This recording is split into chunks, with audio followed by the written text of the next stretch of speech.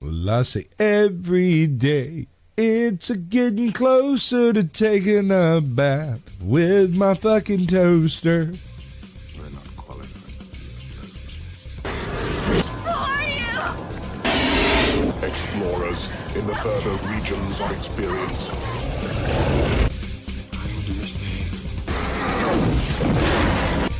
If you do not listen, Then the hell with you.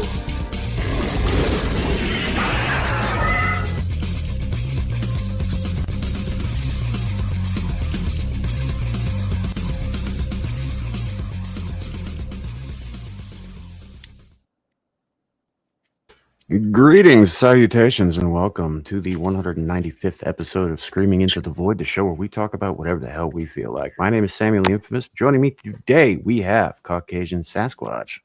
Wait, what did I do? Say hi to the nice people. Hello, nice people. There you go. You know, one of my favorite cartoons back in the day was Buttons and Mindy. Hello, pretty lady. Indeed. Speaking of, things for little kids, we also have Shadow of Hawk.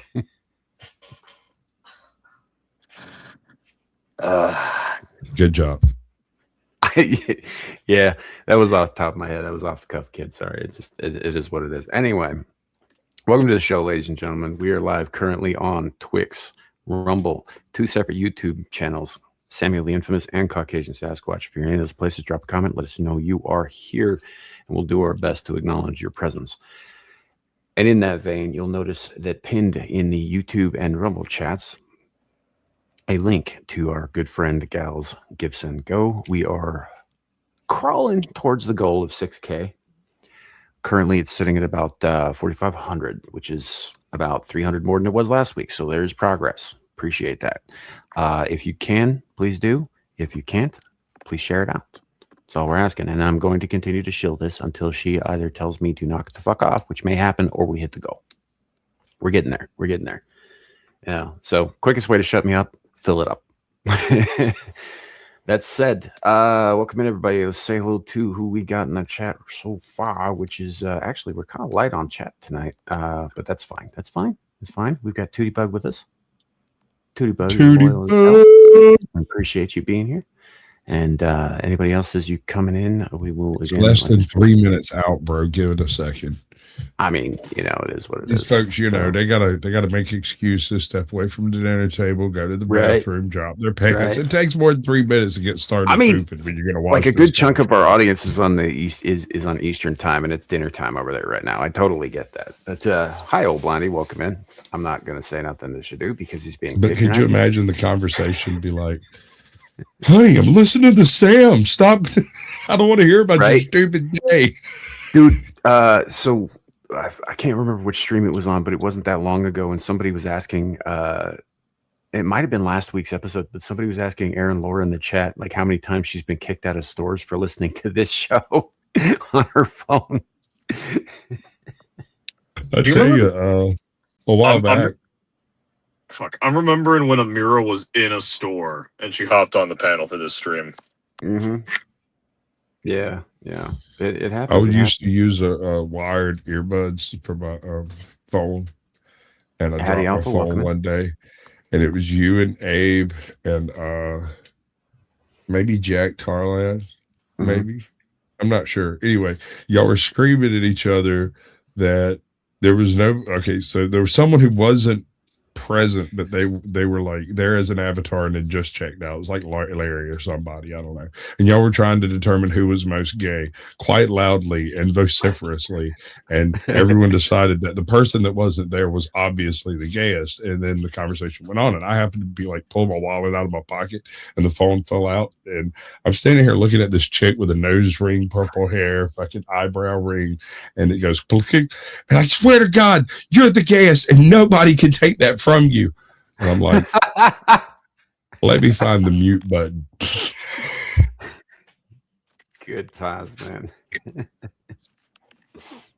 Paranormal Papa Investigation. I'm supposed to be on that show. Right.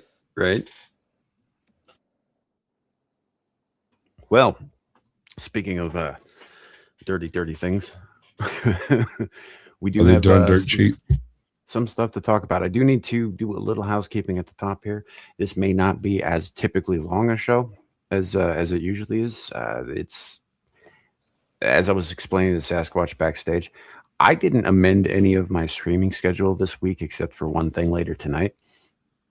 And I am chock full of real life stuff going on all at once. So we'll see how the show shakes out. But it is what it is. Me too, but I'm in a huge like hurry up and wait pattern, like wait harder. Yeah. So I'm working around everything else in my life right now, but we're here to get it on. And what better way to start than with a little Sasquatchy action? Are you going to do this to me? All right. So I was young and I needed the money. All right. No sound to it, but that's good stuff. Pretty sure that's the Harry the Hendersons get up, isn't it? The reason that this is on here, though, is actually the tweet that it's attached to is from Sandy Peterson, who is a game maker, right? He's been responsible for all kinds of like games, video games, board games, that sort of thing. He's the reason that Cthulhu is in the popular zeitgeist because he was the one who invented, I think, the Call of Cthulhu role-playing game. What is this? The Sasquatch's cane theory? Yes. I saw that. So, according to Sandy Peterson's church, they believe that Bigfoot is real, but that Bigfoot is a singular entity and is in fact Cain from the Bible. Yes, that Cain, the one who killed his brother Abel. So, what does it say about the Yeti? It doesn't say anything about the Yeti. So the Caucasian persuasion is fine then, huh? What I'm saying is like, I mean, if they're not like what some animals' coats change color in the winter. That is true. But yeah, if you want to get down to the nitty gritty of Sasquatches, skunk apes, and other wood buggers of various descriptions, they vary quite widely depending on where in the world you come across them. The farther north you go, the bigger they get. The farther west you go, the bigger they get, with the exception of like the Oklahoma grassman and Mogollon monster. Beyond that, you've got the skunk ape in Florida, which is 5 to 6 foot from descriptions, and South Georgia and whatnot. And the thing that I saw looked like a European footballer. He was a little bit taller, but not like, he wasn't no 12 fucking foot. He would make 6 the foot Yowie in forward. Australia though is pretty big.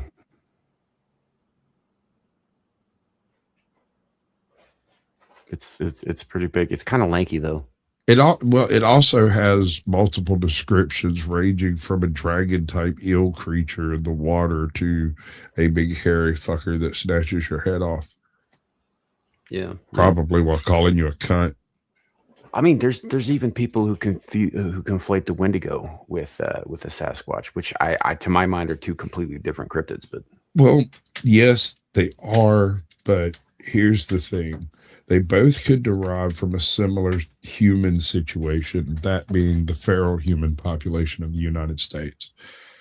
If there are people living in an area that you didn't know they were living, and then suddenly shit gets hard and they start eating people, you're going to pay hell trying to make a distinction between a Wendigo and a starving family over there that's gone a little bit around a bend. Sure. That's true. And that same spirit lives in the Sasquatch shit, because if you happen to survive an attack, what did you see? A big furry fucker trying to chew on your face? Well, sure. Out. I just think that the cane link probably works better with the Wendigo, given that it's a cannibal spirit. The whole reason it exists is because it murdered people. Yeah, well, it ate people. It devoured its own soul in the process of doing so, and corruption itself now drives it consumption, as it were. The only other thing that pops off to my mind is like the Navajo skinwalker, which is usually somebody who's cursed to change shape because they killed a member of their own family.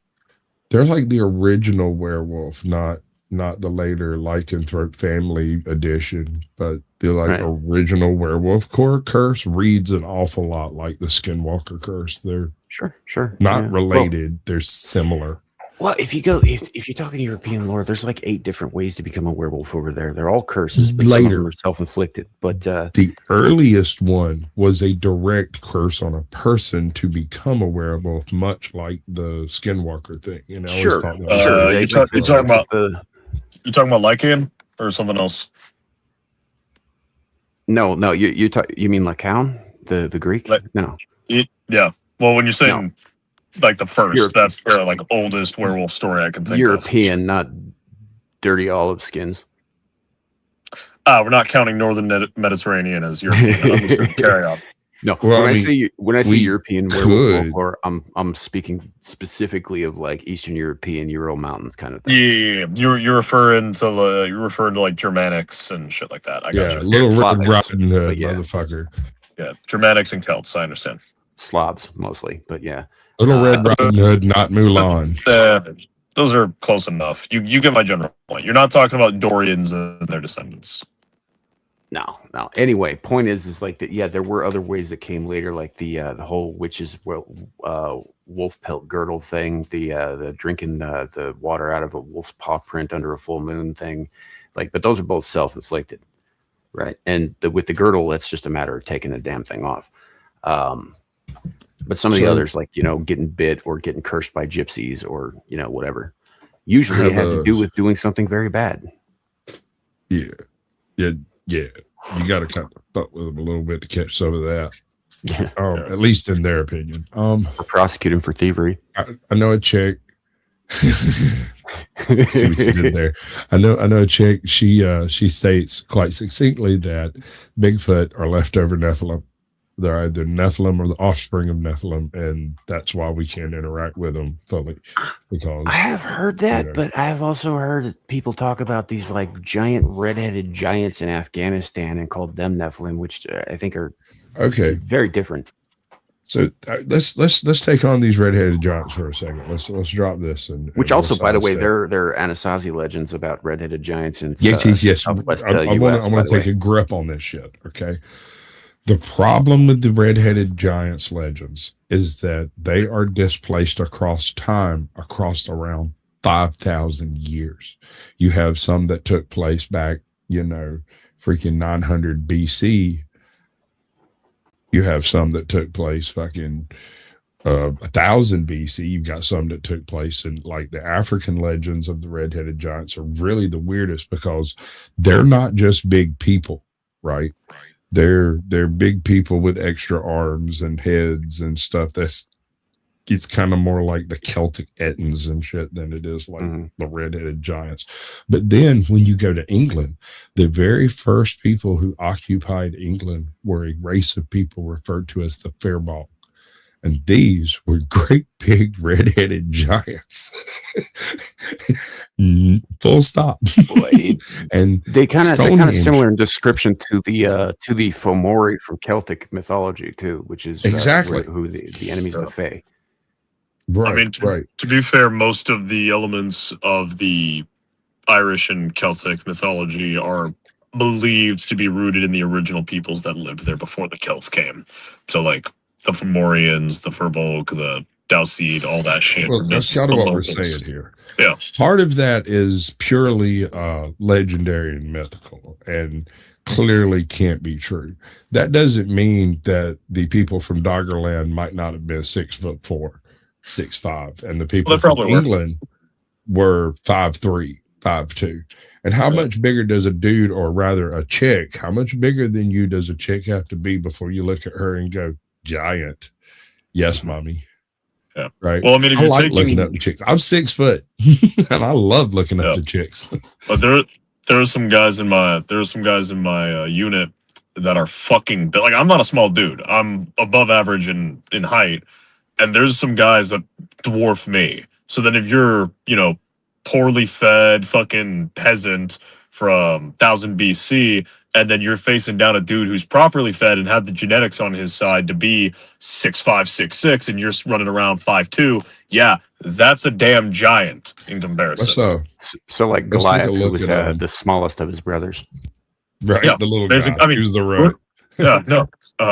Look at fucking what's his name? The guy who played Gregor Clegane in Game of Thrones. The dude with like the really really small wife. Guy is fucking huge, and his brothers are bigger than him. His dad is bigger than him. So I want to take it like all the way back. When we look at archaeology and we try to determine some things, like for instance Stonehenge. Stonehenge is comprised from stones that are not from there. They didn't just carve some shit out from right over here and drag it over. They carved some shit out from way the fuck off over yonder and drag it over. But here's the thing. The story goes that once, a long time ago, and you can't call me out if I get off base too far. Long time ago, there was a big wood hinge there, and it was a big sacred site. And then one day, some giants from across the fucking English Channel, or what the fuck, from the east, came up, and they just showed up, and they kind of fucked off in the country for a little while, and they went to various places, and they kind of fucked with shit, and then they left. And they seemed to be relatively, okay people. But then later, they show back up, and they completely eliminate the wood hinge that was there, and erect what's referred to as the Giant's Dance. Now, we're doing the version that doesn't include Merlin, right? So these guys, they basically, quote unquote, sang the stones into place, whatever that means. I think it's literal. I kind of think so too. In my brain, and I don't know why I keep hearing the fucking dwarves, right? The dwarves, we whistle while we work, burning up, and they just constantly doing a little bit of something and dragging the motherfuckers along. I can see it, right? Yeah. No, I do think that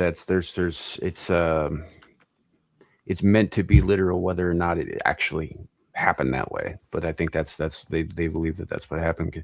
And it's singing and speaking all tie into like creation magic and all that. Yeah, that's true. But also, I wonder if maybe the people who actually constructed it might not have had something of a melodic language, right? And that them saying they sang them into place is just a reference to how beautiful the language sounded when you didn't understand it.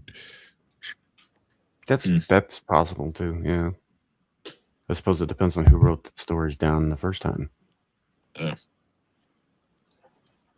So, but I guess getting back to the point, the idea that so according to the story, Cain kills his brother, gets found out, gets cursed by God, gets marked. Hold up, you missed a step. Pardon me with my Southern Baptist heritage, but there's a reason why Cain slew Abel. Yeah, he was jealous. Abel was a farmer, and he sold his crop, and he lived his life by the sweat of his brow. Cain was a hunter, an animal husbandress. No. Hold on. It's the reverse. All right, go ahead. Abel was the shepherd. Cain was the farmer. That's why he didn't understand the concept of murder. And he also didn't understand. Yeah, I did get it backwards. Yeah. It'd be a funnier joke if I could keep it straight. But it's that dyslexia thing, right? Right. Maybe we'll come back to it later. Go ahead. I would argue that nobody understood the concept of murder because nobody done it yet. Let me rephrase killing, because Abel killed sheep. He killed his animals to sacrifice them. Cain just handled crops. He didn't have to ever shed blood. So when he struck his brother in anger, he did not realize the level of lethality he was executing out of ignorance. Unless, of course, he actually did mean to kill his brother. I don't know if that's... The story's a little unclear on his intent, actually. Exactly. So anyway, the point is he does kill him. And then he tries to cover it up by making him look like one of the slaughtered sheep and saying, hey, look, I brought you an offering too. And God was like, where's your brother? He's like, my brother's delicious long pork. Yeah, right. Delicious long pork. He's like, that doesn't, Cain, old buddy, that doesn't look like a sheep. That's red meat. This is white meat. What's going on here? That looks like your brother with like wool and shit stuck on him. And the rest of the sheep have been cleaned. This one's got fur. Yeah. Yeah, right. He's like, It's Hey, Yeah, hold on, let's so- game theory this shit out. Let's take it on down to the brass tacks. Wait a second. You've got Kane standing in front of the all-knowing, omnipotent, all-powerful deity of all things, going, yeah, trust me, bro. right? And God's just like, yeah, okay, whatever. Here you go. We're gonna mark you forever. Now, according to the Mormons, that mark was with a dark skin, and they Cain is the father of all black people everywhere. I don't believe that myself, but it is what they what certain sects believe. Anyway, Well, I agree with that's you, irrelevant. The mark is irrelevant Yeah. for the most part, right? Because the Well, no, important part. It is kind of relevant because if that was the case, then Not to people where I'm would- going with it. I had a really You racist don't get joke. to I wanted- determine that. I had a Right, we're racist trying to joke. stop that. Stop I had it. a We're ra- stopping it now. I had a racist joke. We're cutting that part out. We're not doing it. Aw. Oh, you Yeah, I know talk where you're backstage, and I'll laugh on the inside. Anywho, now, we could just say just as easily that the mark in this case, if Sasquatch is in fact Cain, that the mark was to make him extra hairy and live in the woods, diddling himself and chasing forest creatures, or whatever the fuck it is the Sasquatch spends his time doing. Point is, the other part of the curse was that Cain was not allowed to die. That he was cursed to forever wander the earth, fathering and destroying nations. I heard this. Actually, I read this. This is associated with some Robert Heinlein stuff, but it's not the only source. Hypothetically speaking, like supposedly, there are references to a wandering redheaded fella that is found throughout history. Just pops up. They're not that common, right? They've never been that common, and yet there's always these redheads around in important events. Seems Sure. suspect. I don't have my tinfoil hat. I really need to replace it. It's possible. It could be Cain. It could be. There are a handful of other people in religious texts that are immortal like him, but not many. Not many at all. You know. So Genghis Khan was odds a are, redhead. yeah.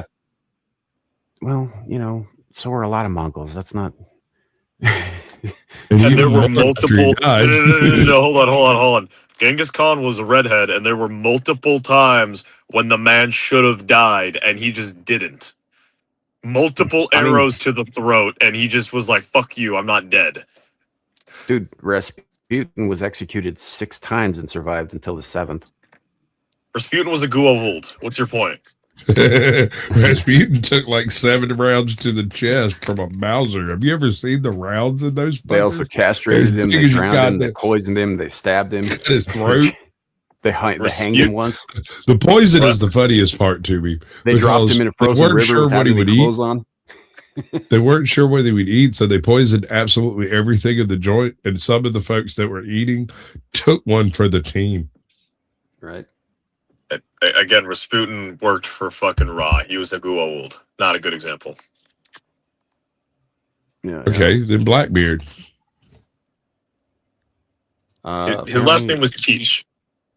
Edward Teach, yes.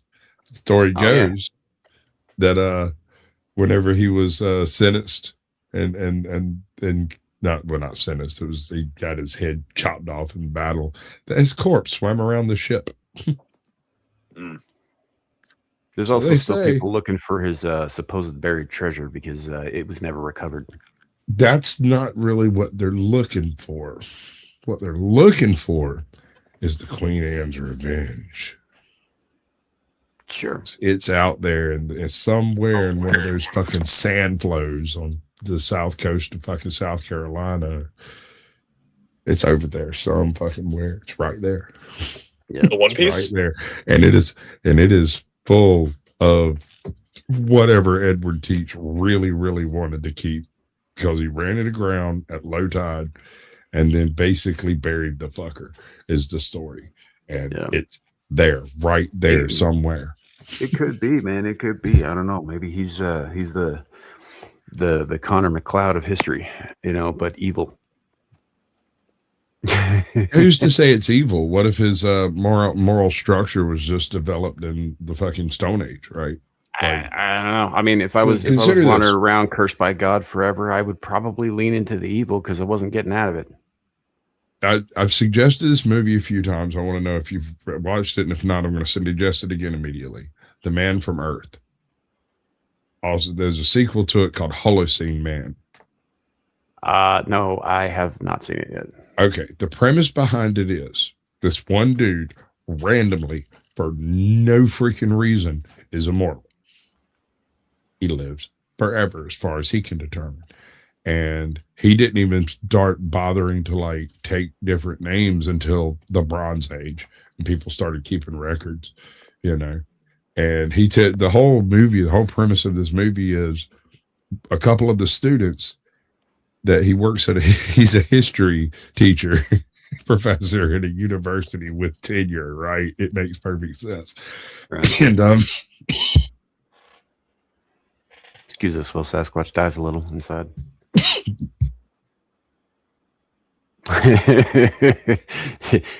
He just came back to cough once and punctuate my point there. fuck you, bitch. I thought I had a grip. So Homeboy has just been chilling in the background of every major decision ever made in all of human history, as a byproduct of just healing from every injury he ever had. So he's like, no, I got shot twice in each other wart. I got better, you know, that kind of stuff. And But it kind of reminds me of what they did with Lucifer in the last two prophecy movies when he was played by John Light, when they figure out who he is and they start looking at all of these old photos and portraits and stuff, and he's just in the background of all these major events and shit. Same face, same dude. Right. But I mean, you could do that with just about anybody at this point. Yeah. Of course, he was the literal devil in those movies. But the other thing though that I always thought was kind of interesting about this, so Vampire the Masquerade actually stole this idea from pagan lore. But the idea that Cain was cursed with immortality, but not of the humankind, that he was in fact the first of the undead bloodsuckers and the father of their race. See, I've heard that about Judas. That was always the implication of him attempting to kill himself and failing, right? Yeah, I mean, that's that I hadn't heard. That's that why about Silver harms him. That's why Daylight harms him, because he hung himself at dawn and hung all day, and then was gone that night, right? But Silver traditionally will harm anything that's impure and not of God. Sure. Also, if you happen to be at sea for werewolves and vampires, if you happen to be at sea for like 18 months and you throw some silver change in your fucking water, it won't go bad. Yeah. Yeah. Well, that's because it has purifying properties. Yeah. This is not a myth. I'm not making this up, chat. So all the stories about silver being like, blessed, there's something to it. Yeah. I've read accounts of very wealthy lepers and people that were infected with syphilis using silver masks and silver plates to lay against the skin where their skin had started putrefying. And supposedly it stopped it, but you know how yellow journalism works, but they swore about it.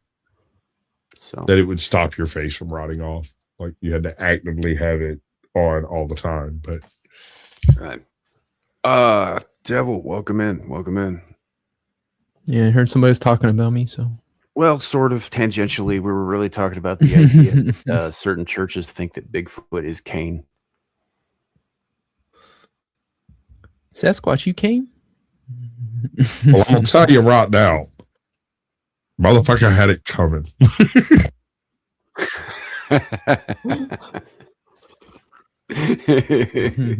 Fuck family. My bad. That goddamn suck up Abel, man. Right? That motherfucker knew good goddamn well I didn't have nothing but some fucking oats. Nothing but some oats, right? Right? This motherfucker coming over here, he's killing horses, he's killing goddamn camels. That motherfucker's got them 2x2 lined up behind him. I just want to slap the shit out of him. And he was always mama's favorite.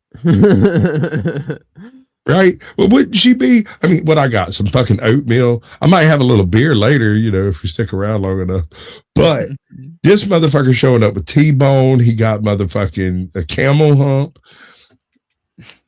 What am I supposed to do with that? So I served that motherfucker some delicious long pork. What do you want from me? Right. All right. It was just one of those things that came across my timeline, and I was like, I hadn't heard that before. That's interesting. I find it humorous. I do too, especially considering how many different stories of Sasquatch or Sasquatch-like creatures you can find worldwide in different places at different times. Okay, so let me ask you this. Are we counting the little furry people of the forest with the Sasquatch type creatures? Because there's a shit ton of them. Yeah, I thought those were something else, though. Everywhere. Well, maybe they're his children. It depends. It depends on where you're at. If you're in the Canadian North, they're called the Nahani.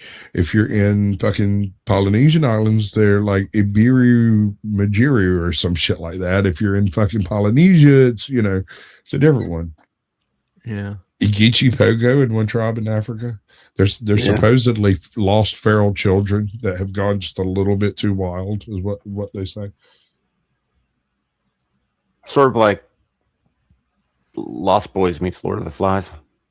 I honestly, I'm not saying they're currently running around in the world out there, but I'm saying within cultural memory, the peoples of those, like the Homo florensis and the Homo lucensis,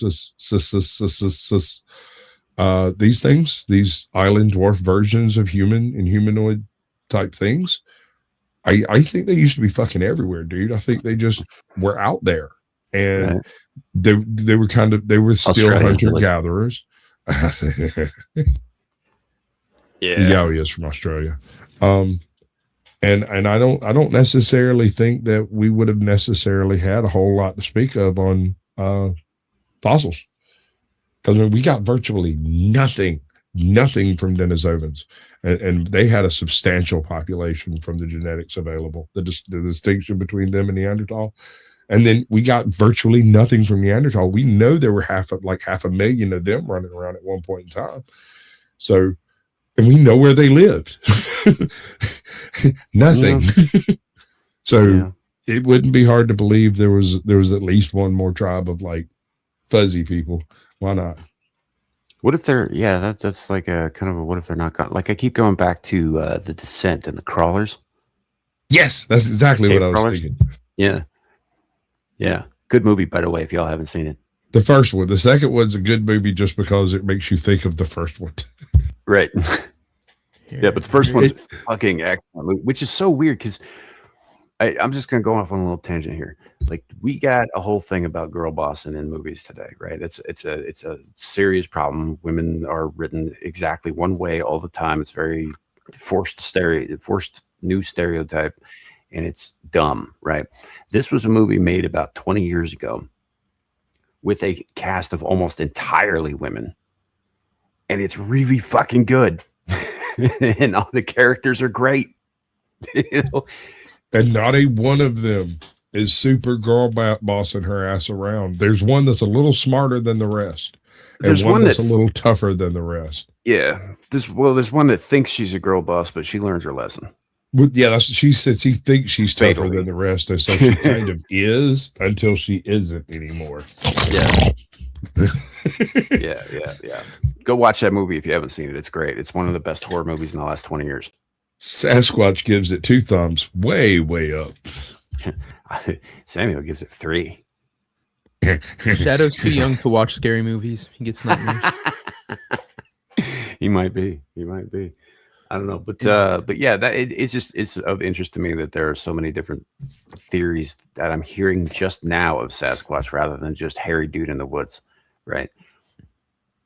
It's so strange. It's so strange. There's a there's this one fringe theory that basically implies that either, and it kind of goes, there's like two schools of thought on this. Either Sasquatch is able to step into other dimensions, or there is a network of underground tunnels that they utilize to travel that we don't know about. Mm-hmm. I'm gonna put, what was that, the Mario theme? No, Zelda. Very close. Sorry. But I want to push back a little bit. Abe, who is not on the fucking panel, and should be, Neanderthals were as advanced as modern humans. I disagree, because if that were the case, we wouldn't have outbred and ate them all. No, hold on. Neanderthals developed up to the Acheulean technical tradition, the lithic tradition. And while there are a handful of what appear to be Moostrian artifacts made in the Acheulean tradition that are thought to have been made by Neanderthals, it was humans that developed the Moostrian tradition that displaced the full technological breadth of the previous Neanderthal wave. That's all I'm saying is like they might have been as advanced at one point, but they didn't stay that way because they wouldn't have lost. I think rabbits did it. I think we wiped out Neanderthals using fucking rabbits. Shit, you know. I'm just fucking with you, Abe. Go to sleep. But if you're gonna go fucking take a night off, maybe don't be hanging out in the chat pissing people off. So you can do that from up here on the panel just as easily. That's all I'm saying. Fish, right? Fish did it. That's what killed Neanderthals, was the fact that we could eat fish and their mammoths. Like Neanderthals out there stabbing fucking giant boars and shit, right? It's probably super prehistoric hantavirus. No. It's not even that bad, dude. It could be Turtlemeria anyway. Yeah, what's that one called where they get like the tentacle looking fungal growths coming out of their eyes? Oh my god, I can never fucking remember the name of it. It's like fucking Dongosea or some shit like that. I can't remember. Yeah. I never can. But yeah, it's this where the jackalope comes from.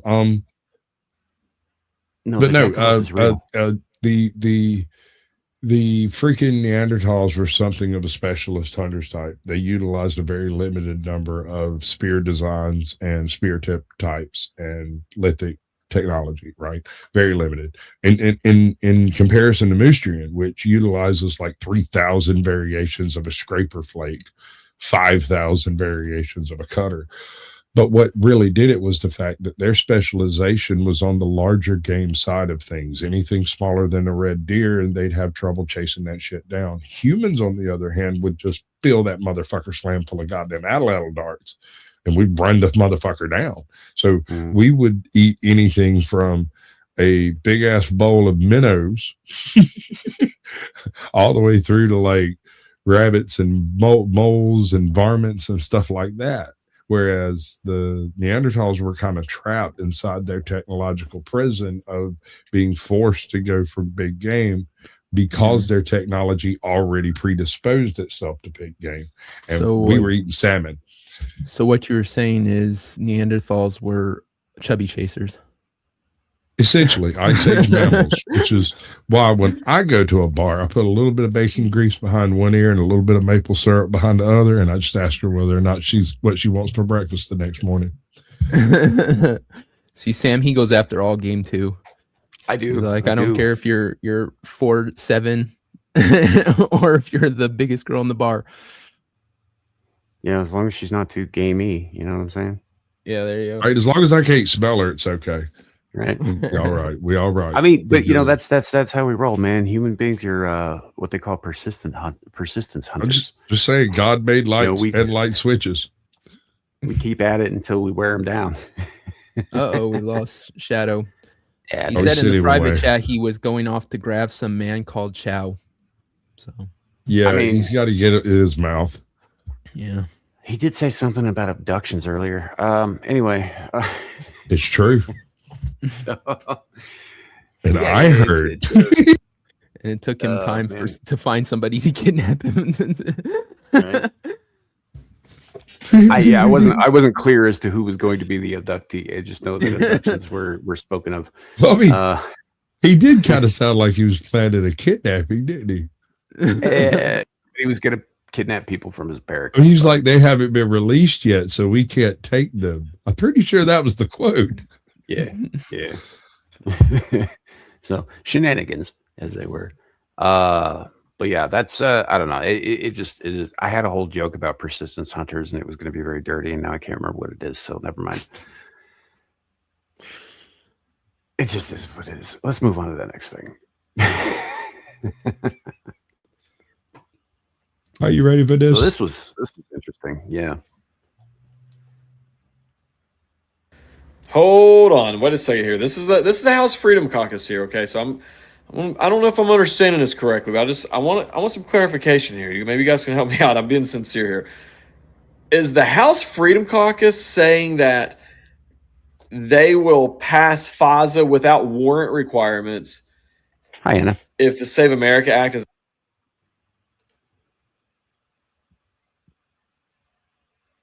You I said think she's something. muted. Yeah, I said hi, Anna. She just came in. Continue. attached to it, is that what they're saying? I'm hoping I'm misunderstanding this, because I want to be very clear right now. I did vote to secure our elections, yes. I did not vote to allow the government to continue spying on American citizens without a warrant. I did not vote for that. This is not something that should be either or. We shouldn't have to give them that. Republicans are in control right now. We should not be compromising on giving on either one of these issues. Yeah, how are Republicans? They're going to sit there and say, "Well, we secured our elections to keep our power, and the way we did it was by surrendering your rights." Well, I mean, that checks out. Yeah, that's what I've been saying the whole time. You got to remember, this particular administration didn't run on a conservative platform. It ran on a mid-90s liberal fiscal policy. Yeah, and I mean, look, securing your position isn't the same as when he says Republicans are in power right now. No, Republicans occupy the majority of seats. In order for them to be in power, they have to wield the power. What they're currently doing is sitting on their collective thumbs to retain what they have. This is like that saying that Republicans are basically Democrats at like the speed limit. Well, I'm not going to say that. I'm not going to say that. I'm not going to. It made some people really mad the last time I said that. I'm not going to. So I laugh when they're just like, "Oh, we have the majority," because look, we've had the majority for almost 2 fucking years, and guess what? Not that much has changed. Yeah. In regards to how they operate. Yeah, because the one thing is Democrats, when they have power, they all get in line and all fucking vote the way they're told, and because they're collectivists. They're fucking, if the powers that be say this is how it's gonna be, they go, okay. Conservatives, even though freaking like I said, Republicans are bitches and follow the same thing. Conservatives, for the most part, we don't all agree. And so it's a lot harder to get them all in line to vote for the same thing and pass anything than it is for Democrats, which is why the Democrats tend to be more successful when they do have power to get shit through and their policies pushed. It just sucks, but it's the way of the beast. Hello, everybody. Hello. Hi. There you are. Hey, Anna. Introduce back. How was your what was it? Your chow. Yeah, did you enjoy grabbing chow? Did you grab chow and put it in your mouth? No, it's sitting in my car right now. It's pizza. Well, let him out. It's probably it's hot pizza. in there. It's not a small Asian grocer. Oh, sorry. Or a dog. We misunderstood. Yeah, right? My bad.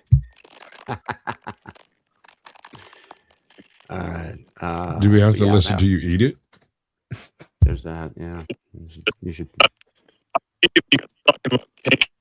You were. Yeah, that's bad. Roboting like a motherfucker. Like we can't understand anything you're saying. Should you? Hello? I don't know that he's there. Nope. No. He's The not pizza muted. has got him. Nope. Hi. He just dipped. He'll be Shout back out in Pizza maybe. the Hut. Chow just nutted in him.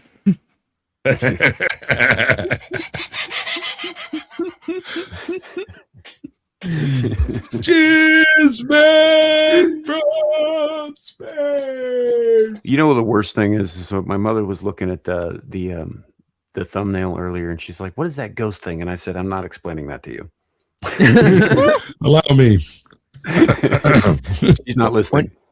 One day we're gonna be nice to him, and it's just gonna throw the entire show off. Everyone's gonna be so confused. Right? I think we did that once, actually. Possibly. Is that better?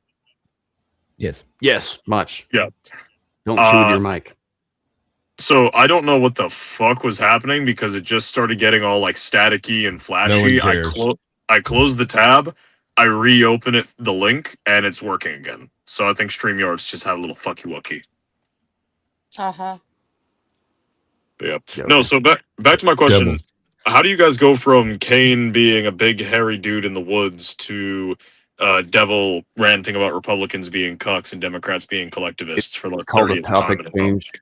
Right, and then a like segue. what is the new topic? Like what is the new topic specifically? The new That's what I- topic is rolling the SAVE Act into another act that is going to increase the government's ability to spy on their citizens legally. Yes. People seeking cooperation instead of conflict, I see. Mm-hmm. Yeah. Mm. Yeah, which is not good. Not good. Nope. I'm not a fan. No, I'm not either. I don't like Yeah. the fact that the CIA watches. The only reason I put the fucking pedals down and light the candles and put the Sade on is because I figure they're going to watch it anyway. It might as well be entertaining.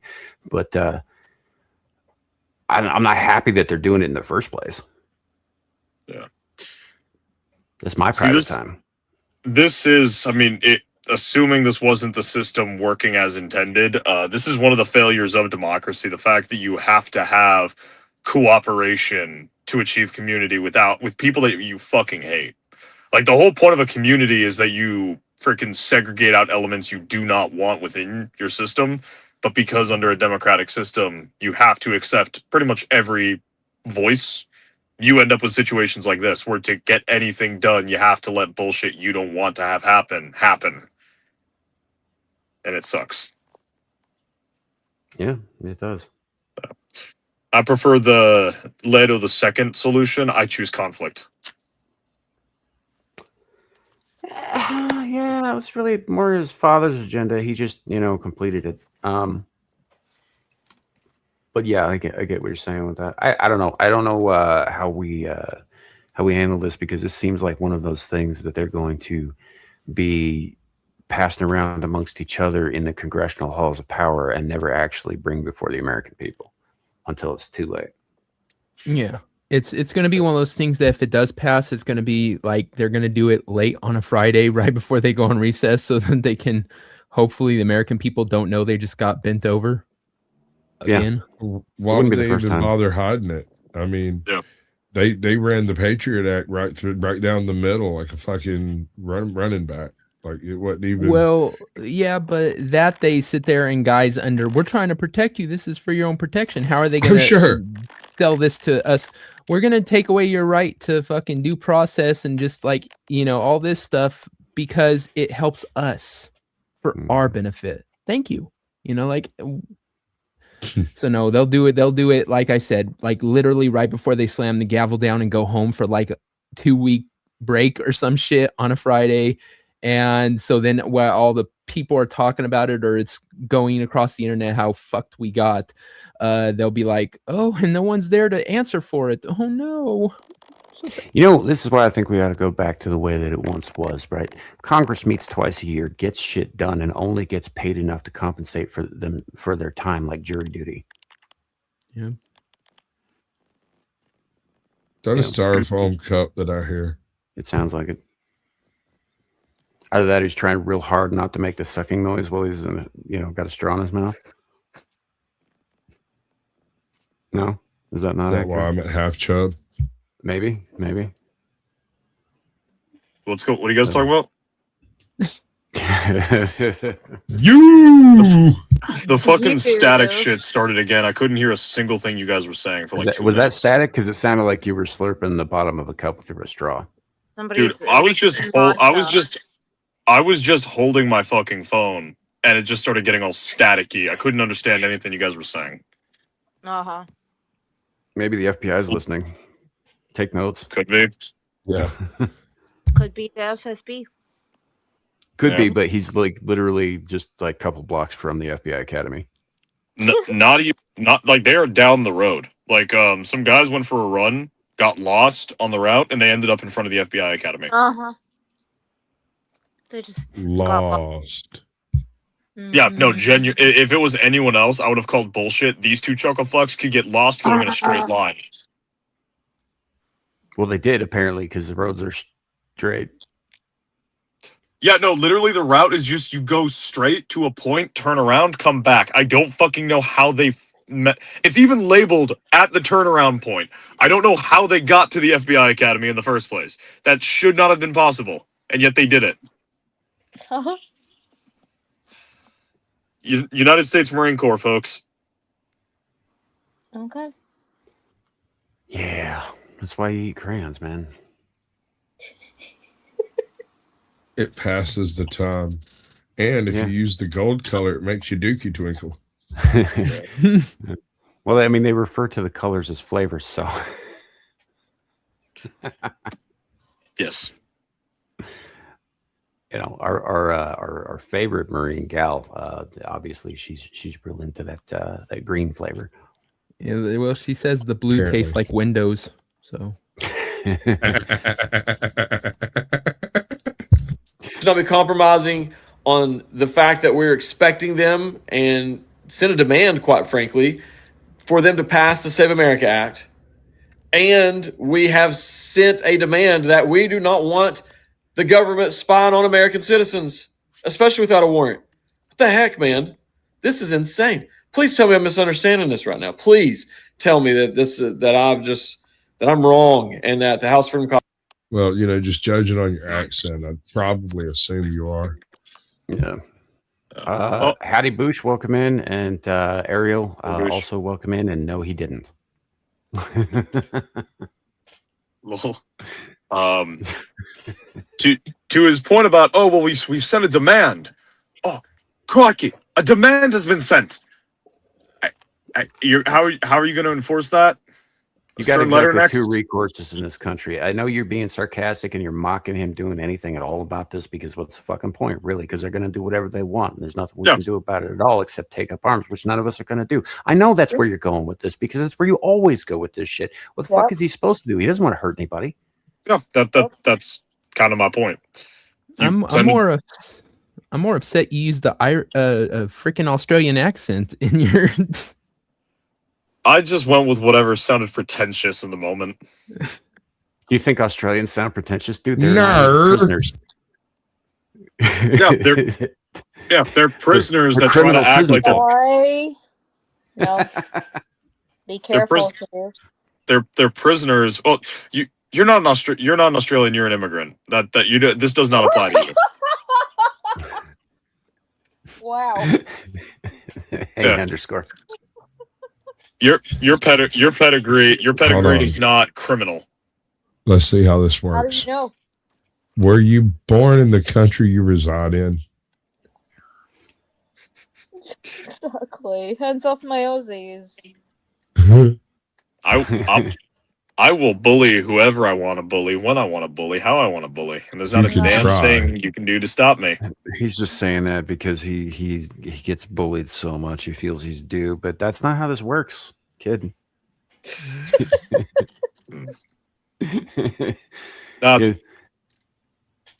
actually because I'm talking to a foreigner. You got to pick on the new kid. When we get a new kid, you can pick on him. That's how it works. Shit rolls downhill. You'll never get a new kid because all of the people you bring in are your buddies. There's never a new kid. I was the last new kid brought up. I was like, name a single motherfucker in this community. Name it a single motherfucker in the community that was actually like a newcomer and not someone that you guys brought in from somewhere else. You're retarded. Nope. Everyone's from somewhere else. Also, You may not be wrong about that, but it doesn't change the fact that shit rolls downhill and you're at the bottom. Been at the bottom for 5 fucking years, dumbass. Yeah, I'm just saying you might as well accept it at this point.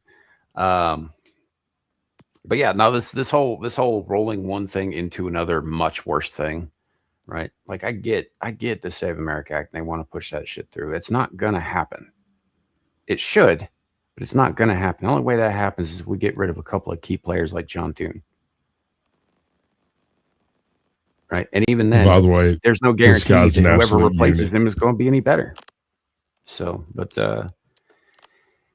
yes, this guy is an absolute unit. This was interesting. This is the only thing I actually paid any attention to because Larry texted me Sunday, and me and Amira, and he goes, "Are you guys watching the UFC fight out front of the White House?" I was like, "No, I'm fucking busy, man. I'm not even at home." And yeah, so he let us know about this whole thing. Speaking of changes in topic, I'm sure most of y'all have seen this, but it's worth playing again.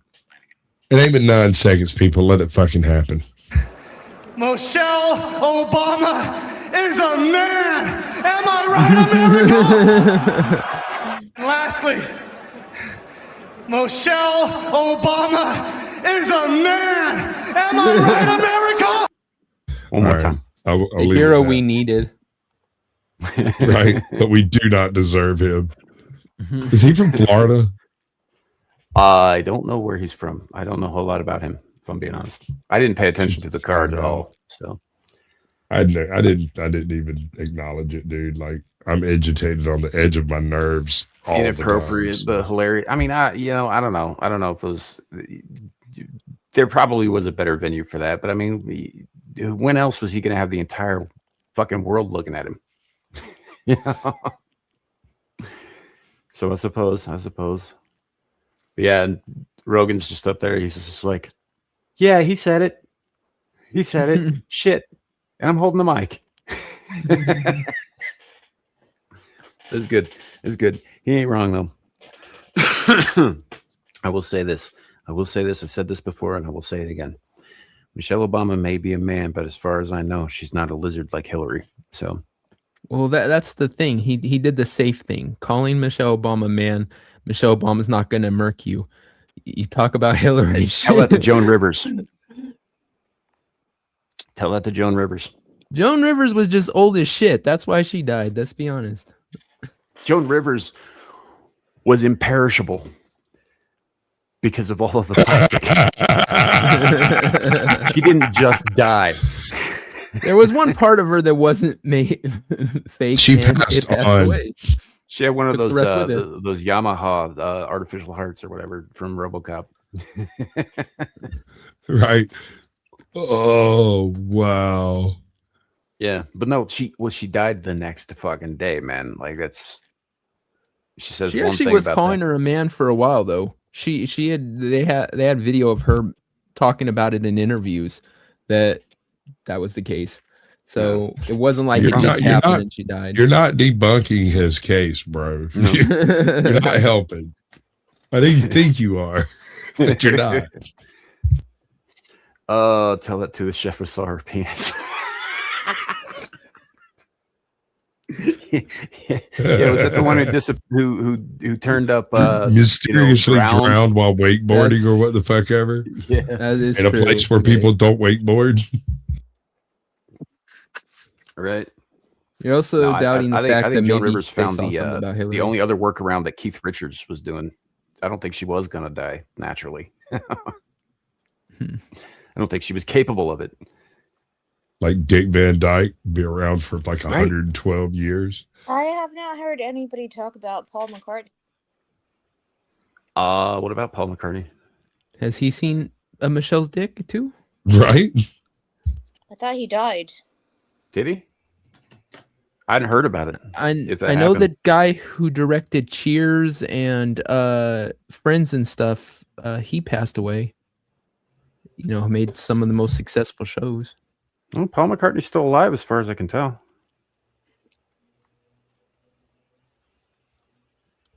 So I don't see anything Nothing's coming up saying anything about that, Anna.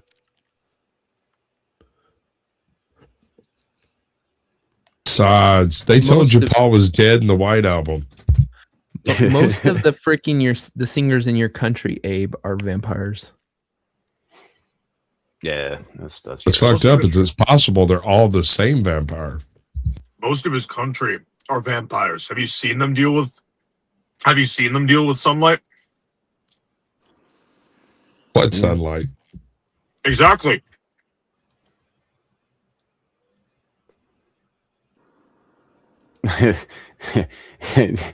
Bush is complaining, and it's changing the topic from Michelle's pee-pee, Sam. Right. That's exactly the point of all that. Oh man. He survived Yoko Ono. I mean, yeah. You're not wrong. Yeah. I mean, the John greatest Lennon band in history couldn't do it. So I don't know, man. I just thought that was a hilarious little soundbite. We're probably gonna play it again. I might work it into an intro or outro somewhere down the road. We'll see what happens. But that was a great clip. It was a great clip. Worthy almost of a chain of haircutting establishments. Such a great clip. Ba-bum-bum. That might be. Yeah, Keanu lost on Reeves anybody is who's ever- celebrating his 5,256th birthday. You're not wrong. I'm pretty sure Keanu Reeves is actually Dorian Gray. Oh wow. What surprised me? Well, Dorian Gray was objectively evil. Well, I mean, you don't know Keanu Reeves personally. You don't know. He might be a Bond villain. He might be the opposite of Tony Stark. Right, but don't Dorian know. Gray didn't bother to hide it with nice acts. He may have learned. It has been 5,367 years of just being royally fucked up by one hero after another. Yeah, I suppose that's possible. But if it's been that long, you'd think he'd be a better actor. Actually, I kind of like him. I do too. I'm not complaining. I'm just saying that he's not. Like, That's why I think he's like some kind of a dark creature. Because I don't like actors in general, and yet every time Keanu Reeves comes up, I'm like, I'll watch it. This is some of that manipulation we were talking about earlier. Whatever, dude. Sort of as long as that I'm he likes aware you. of it, it's not so bad. Yeah. Well, I mean, Keanu's just he's just a good dude. Like, let me rephrase. Like the What, vibes you know he him gives off. personally? That's Right. why I corrected myself. He just gives off good vibes, whether it's in his interviews or in the roles that he plays. There's always like that 110 effort with the roles that he's playing, or when you're seeing him like talk to people, or when he's in an interview, like there's a positive energy. Good vibrators. Well, there's a lot to be said for simply being honest. That's all it really takes to give off those kinds of vibes. Yeah. Yeah. I don't know. It was. I like him. I like his movies. I like. He seems to be, from interviews and such, and from people talking about him and their interactions with him, a genuinely nice person, which is worrying in Hollywood. Yeah. It is really weird just how few actually good people there are in Hollywood. Like, you'll have all those like celebrities talk about how good they are, but then you pay attention to the way they act and they're just kind of douches. But then you've got someone like Johnny Depp, where there's a lot of shit that you would think, oh, he's a bad person, and then you find out he'll just go to children's hospitals dressed as Jack Sparrow and just hang out with the kids for a couple hours, not televise it, not tell anyone about it, not take money for it. He just does it. And the only reason you find out about it is because someone asks him, hey, I heard about this. And he goes, yeah, I did that. What about it? Yep. And you would think from like his alleged recreational drug use, the alcoholism and shit like that he's not necessarily the best person, but he's probably one of the better people in that industry, which is fucking wild. Mm. I mean, there would have to be one, though, wouldn't it? Wasn't it, who was it? They Might Be Giants that said something about the least of the damned. Hmm. Oh, 100%. Yeah. But I meant like there's like the optic, like you would think. I get it. But I mean, it starts, I think, simply by just telling the truth. It's kind of where you'd have to go. Because you can't fake it. Well, yeah, I suppose. I don't know. I've known some pretty good liars. Well, I mean, just I was not married to forever. one. Keanu Reeves has managed this image for the past 40 years of being basically a generally good dude.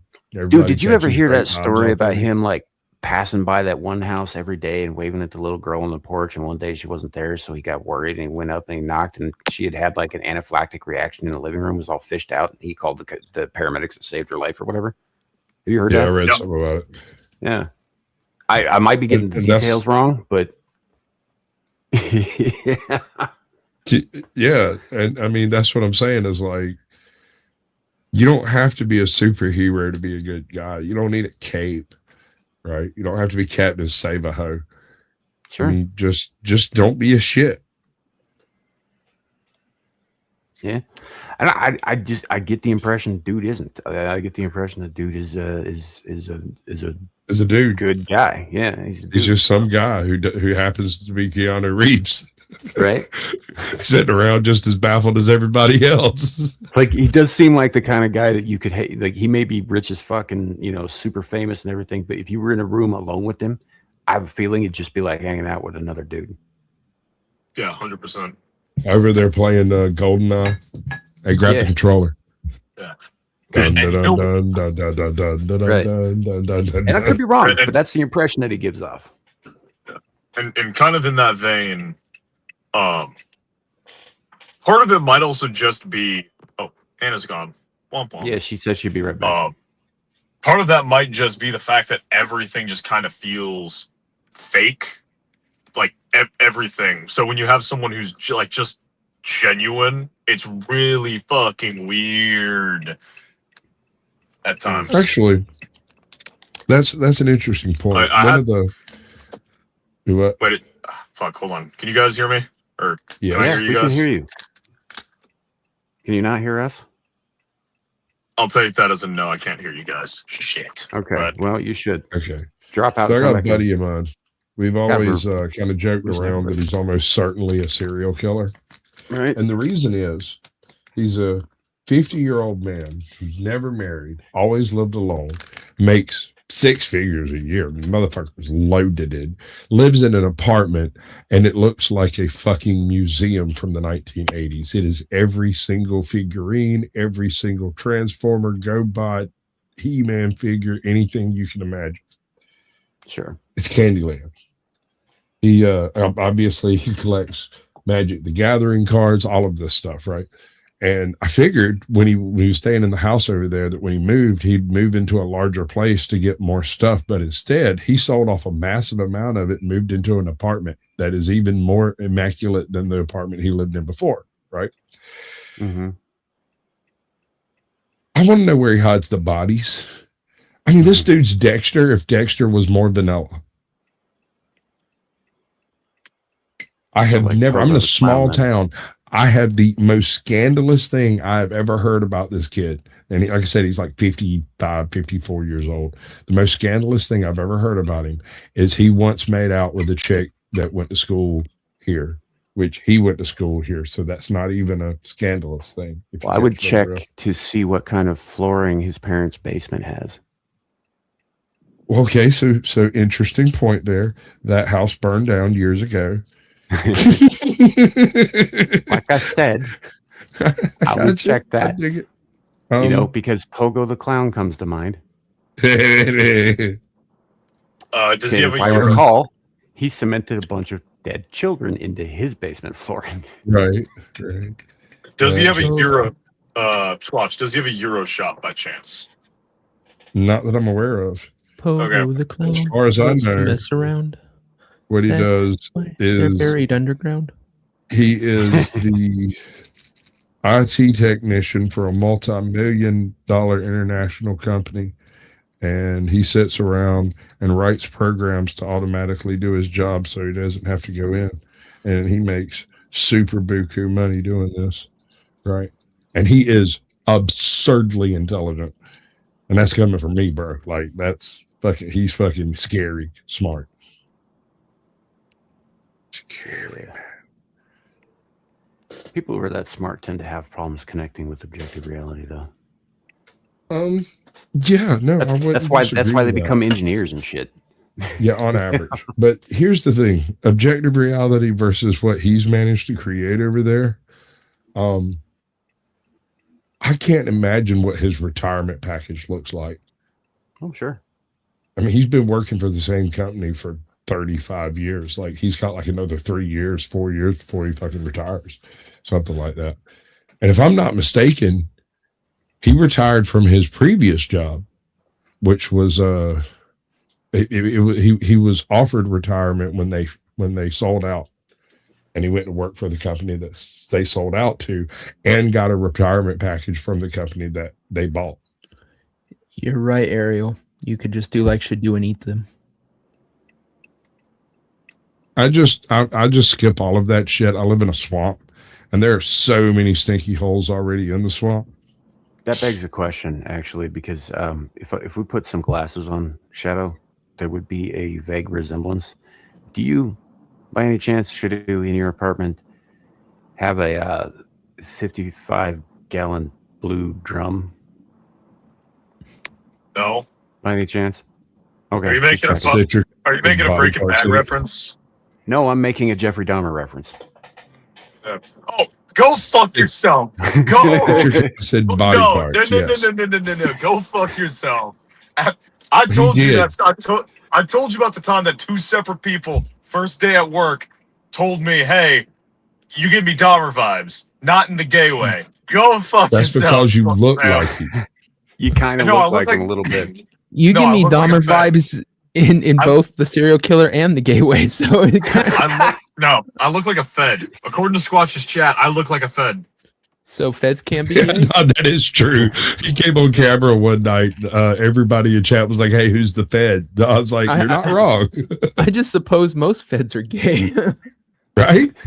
That checks out.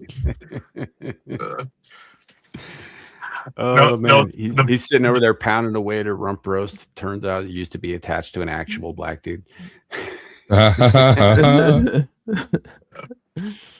No, the best part about the looking like a Fed shit is every once in a while I'll bitch about people Fed posting on Twitter, and one of my buddies will be like, "Dude, you can't fucking talk. You're literally a Fed." You are so patriot front, dude. You're more Fed than the FBI. Yes. You don't glow, you shine. Federal. You're a CIA FBI. You literally, he's shiny. NSC FBI. Holy shit! You're like, did you ever see what the hell was it? Actually, let me put it this way: you're the Feds. Stardust. Those Feds work for. Yeah. Did you ever see Stardust? No. Like Charlie Cox and Claire Danes? Nope. I think so. Okay. That's the one where she follows the fallen star and has to go get the damn thing, and it's a beautiful blonde bitch. Towards the end of the movie, when she's holding Charlie Cox and she says, "Close your eyes," and she's like, "What are you going to do?" And he goes, "I'm going to do what stars do best." And then she shines and burns away all the evil in the fucking room with her glow, right? That's you. That's you. You shine. You do not glow. Glows are some that you can spot in the dark. You shine. There's no darkness in your presence. You shine, Golden Boy. Is it Golden Boy from Outsiders? Yeah. Pony Boy. Pony Boy. Stay shiny, golden, Pony Boy. Stay golden, Pony Boy. Yeah, I was saying something like that is sticking in my head. Shadu.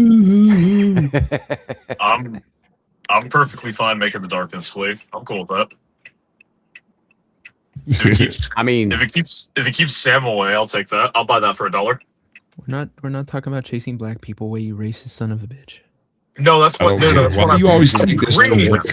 God, dude. No, Devil, I'm green, not blue. It's people in towels I don't like. I don't really care about melanin counts. It's towels. How about redheads and towels? Better yet, redheads out of towels. Towels worn on the head in general, I'm not a fan of. That depends. Is the towel on her head or on the floor? Technically, it's not a towel. It's a little sheet. Fine. You know what? Rags on the head. Not counting do-rags. Is that better? Is that acceptable? That works. Okay, why that not? works. It's all the same in the end. All right, we're gonna move on. Utah, guard your loins. Right. Lawfare. Biden judge Amanda Brailsford just blocked Utah's bathroom law opening women's restrooms to men days before it took effect on July 1st. Voters passed protections. One unelected Biden appointee overrode them all. Right? Mm-hmm. See, we used to have this thing in this country called checks and balances, but it seems like the judicial branch can and will and is doing whatever the fuck it wants. I mean, each of the branches can do whatever the fuck they want. It takes the other branches going, no, stop. You're not allowed to do that to actually stop them from doing what they're doing. But effectively, all this does is delay it until it's taken to a higher court. That's all it does. But that's what they're buying is time. That's it. Yeah. They're doing this plenty of because time for somebody to get assaulted in a bathroom, though, multiple times. Yeah, well, that's their plan. It's the same thing. A lot of the stuff in California passed. A lot of the things they do in California, they know is going to go up to a higher court. It's going to get shot down because it has absolutely no legs to stand on when it comes to freaking the Constitution. But it gets them a victory. They get to wave their little flag and say, "Look what we did. We stopped this bad thing from happening." And in this case, they're trying to push it to hopefully they figure the tides will change and they'll be able to keep whatever rule they made. It's just kicking the can down the road, essentially. Yeah. And I mean, if you've paid attention to the last 60 years, kicking the can down the road always benefits the progressive. The freaking right winger will just always accept the right winger gets boiled like a frog. And then the moment they turn the temperature too much up, the right winger pushes it back a little bit and then just sits down as they continue to push everything forward until the right winger gets fed up. Yeah. Like there was I was watching a video just yesterday while I was working out of Andrew Wilson on debating these two leftists, and one of them was talking about them getting rid of all the what's that organization aid, the America USAID. Giving all that money to all those foreign things, and he's all like, I'm not totally against them pulling back on giving all this money to these foreign countries for their healthcare and all that. I just think it should have been done slowly and methodically and taken 7 years instead of just cutting it off like real quick. I'm seeing there like that's because your stupid side wants it to go slow so that if the presidency does swing back to the left, you can pull back any receding of it and go right back to fitting the bill for the entire world. That's why you don't want to cut off quickly, because if you cut shit off quickly, it's done. We're out. Goodbye. You do it slowly. You have to plenty of time to fuck us rebuild over. Yeah. Well, exactly. It's one part There's of more that, to but it, though. There's more to hold on a second. There's more to it though. When you pull the string and the balloon goes up, that cuts off funds to things that were illicitly being funded through those funds, right? And so suddenly you have all kinds of crap going haywire. Antifa's turning on itself. Suddenly they're being convicted all over the place. There's no more coverage for any of that. Also, there doesn't seem to be any money for bricks for the riots. There's not nearly as many protests. They don't seem to be paying for the protests anymore, right? Am I wrong? I mean, call me out if I get something off base. I mean, all of that seems to have been attached somehow to USAID. Yeah, no, it was. Along with transing mice. Yeah, but come on, that's critical studies, dude. I guess. I don't know. I mean, I get growing ears on mice, but like cutting their junk off and calling them a girl? Where does that get fun? That's a good quote. But even separate to the element of the power politic component of like, hey, we'll just kick it down the road until we have power, then we don't have to change it. Even if that's not the case, giving them the benefit of the doubt, it's the mindset from these kinds of people where society has been so immersed in the feminine outlook, which is the low and slow, take your time, rooted in the like anthropological gatherer component of hunter-gatherer, whereas the decisive action scares the fuck out of them because that's more of a masculine trait where you would find in the hunter component. Where decisive action, you can't control all the variables. You take the action and then see what happens afterwards. You don't go slow. You don't do your studies. You don't have a control group. You just fucking do it based on your assumption. And then if you're wrong, you make another decision based on what was wrong versus slow and controlled. And these people are too fucking scared just to take the jump. And I don't even know what to do about these radical judges, because the thing is, I know that people said that they should be able to be impeached. The only problem is I'm afraid that what will happen is whatever side's in power will just start impeaching every judge that doesn't agree with them and replace them, just to have that happen again in 4 years. So I'm kind of against that, but there needs to be some thing that looks into these and says, if you made a decision because of politics, not because of the actual thing, which in some cases is completely obvious that it's their opinion, not actually judicial, having anything to do with law, then yeah, they should be thrown out of their office. Just like if a referee does bad calls all the time, his questioning should be. I think that depends on why are you have bad choices. That depends on what level you're at, because I do think there are processes in place for like municipal, county, and so on judges to be removed if they're found, at fault for whatever thing. The only one I know for sure has protections against that is the United States Supreme Court, where it's appointed for life. I don't think they can be removed. They can be shamed into stepping down. Qualified immunity goes all the way to the top, bro. It's actually quite the little octopus with its fingers everywhere through implication, not law. Yeah, we've had too many of them do this over and over again, where they'll block Trump, and everyone will be like, "But that's so not in line with the law." But somehow, 6 months later, they'll do it again because no one gets them out of office. So if they do have those in place, those mechanisms, they're not using them, and they need to. These assholes need to be thrown out of there and lose their career. It's like, okay, you want to stop Trump for 6 months, go ahead, but you're the one who's going to lose your entire career and never work in law again.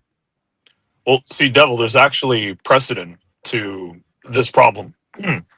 When the president's taking an action that a large number of people are down with, and the judicial system goes, no, you can't. That's no. The president can just ignore them. And the fuck are they going to do? Case in point, Andrew Jackson.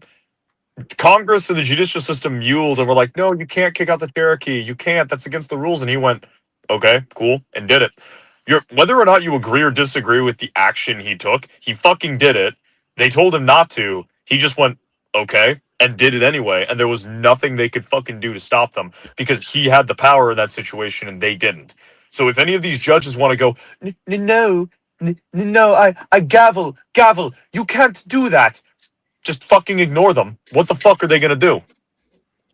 Well, we also, but that's exactly what a lot these judges are doing. It's like when you have government that literally just says, we know we don't have the power. We know that's not in our purview, but we're just going to do it and fuck you, because by the time you fight it, our situation's already accomplished. Damage is done. That's exactly exactly what they're doing with this. They know that it's not going to hold up to scrutiny, but it doesn't matter. It stops it, which is their intent. So I don't like the president doing that if I don't like freaking the judicial doing that. It's just as kind of fucked up. I wish they all stayed in their lane. I would rather use a halberd because I disagree with the application of the repeating rifle. I am the moral one, therefore I will see victory as I face down a man with a repeating rifle. Here's the thing about the problem with your fucking argument there, kid, because I understand what you're saying, and I actually to an extent agree with it. But if you don't take a stand on your morals, right, you end up becoming the enemy, and they fucking win anyway, whether or not you come out on top. Well, this isn't a question of morals. This is a question of application. Okay, substitute any other word for morals that would fit the fucking sentence. You understand what I'm saying? Yeah, no, I absolutely get it. Once you set the precedent for something to be done, it's going to be done no matter what. The issue here is the fact that the precedent wasn't even set recently. Like, this has been a thing throughout all of American politics, where we have our system, and then the moment the system is inconvenient to achieve a goal, we ignore the system, we achieve the goal, and then we go back to the system. The issue we're having now is the issue that we're having now is people aren't willing to go back to the system because they think, well, I need to hold on to the power because we've just become so fucking devised and polarized. Hold on, Squatch. You need to go. No, he's just walking. He's just walking moose. Just walking his dog. He'll be back in a couple minutes, man. All right. I saw 3 minutes and I was okay. He has to take off. Yeah, no, he said he'll be back in 3 minutes. Anyway, apparently he has a dog that's about the size of a small moose. I thought maybe it was some kind of thing like he wanted to go touch himself. It could also be. I gotta go walk the moose. Sure. You know, I've never actually seen Mrs. Sasquatch. If you're listening and you're a real person, I'm very sorry for that comment. But if you're not and you're like something else entirely, I'm gonna speculate wildly. I do find it interesting, Shadow, that you went to Jackson and his displacement of certain tribes, rather than later on Lincoln with his suspension of habeas corpus. Well, because whenever I bring up the fact that Lincoln was by definition a dictator, people get really, really, really uncomfortable for some reason. Versus when I mentioned about Jackson, they go, "Yeah, I guess, yeah." For some Jackson reason, was an asshole. I think we can all agree on that. Yeah, that's why he was. That's why I don't hate him. That's why I loved. For whatever reason, maybe it's because I am one. I fucking love jackasses because they get shit done when you need to get shit done. I mean, that's also kind of the reason. I'm like kind of the reason I don't necessarily like or hate Lincoln. I'm just kind of net neutral about Lincoln. But the fact that he did recognize that, hey, the system is not going to allow me to do what I'm doing or what I need to do.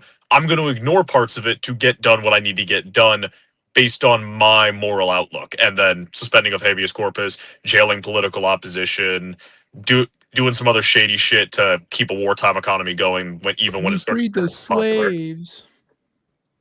I mean, that was perfectly within his power to do. I don't see.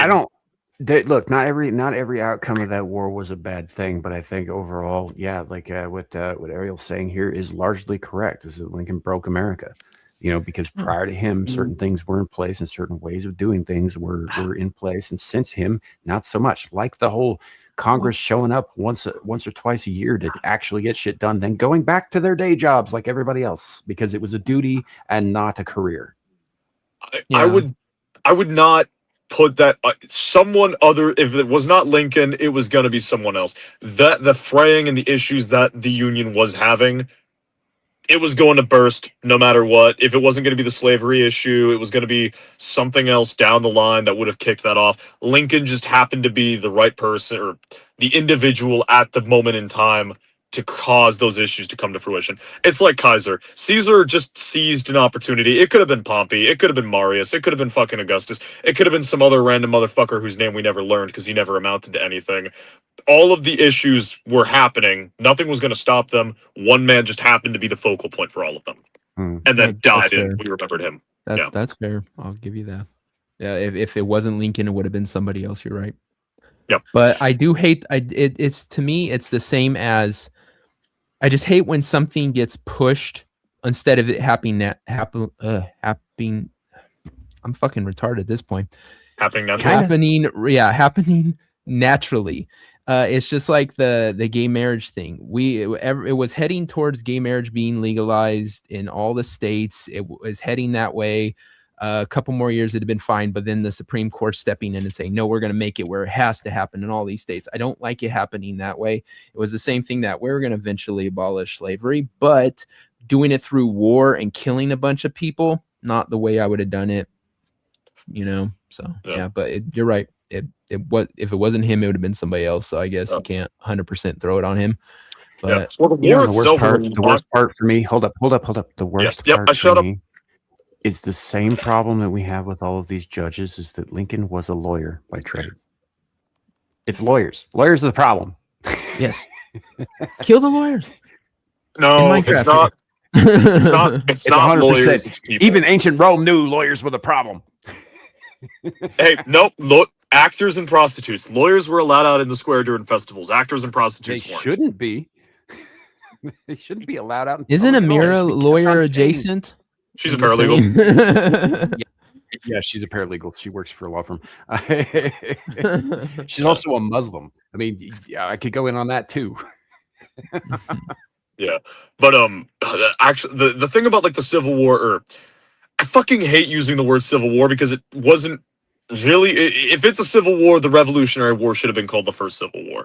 But whenever I try to apply a different label, people get butthurt. So for the purposes of this Civil War, the actual cause of the Civil War, while slavery is the sixth grader answer for it, it's a lot more complicated.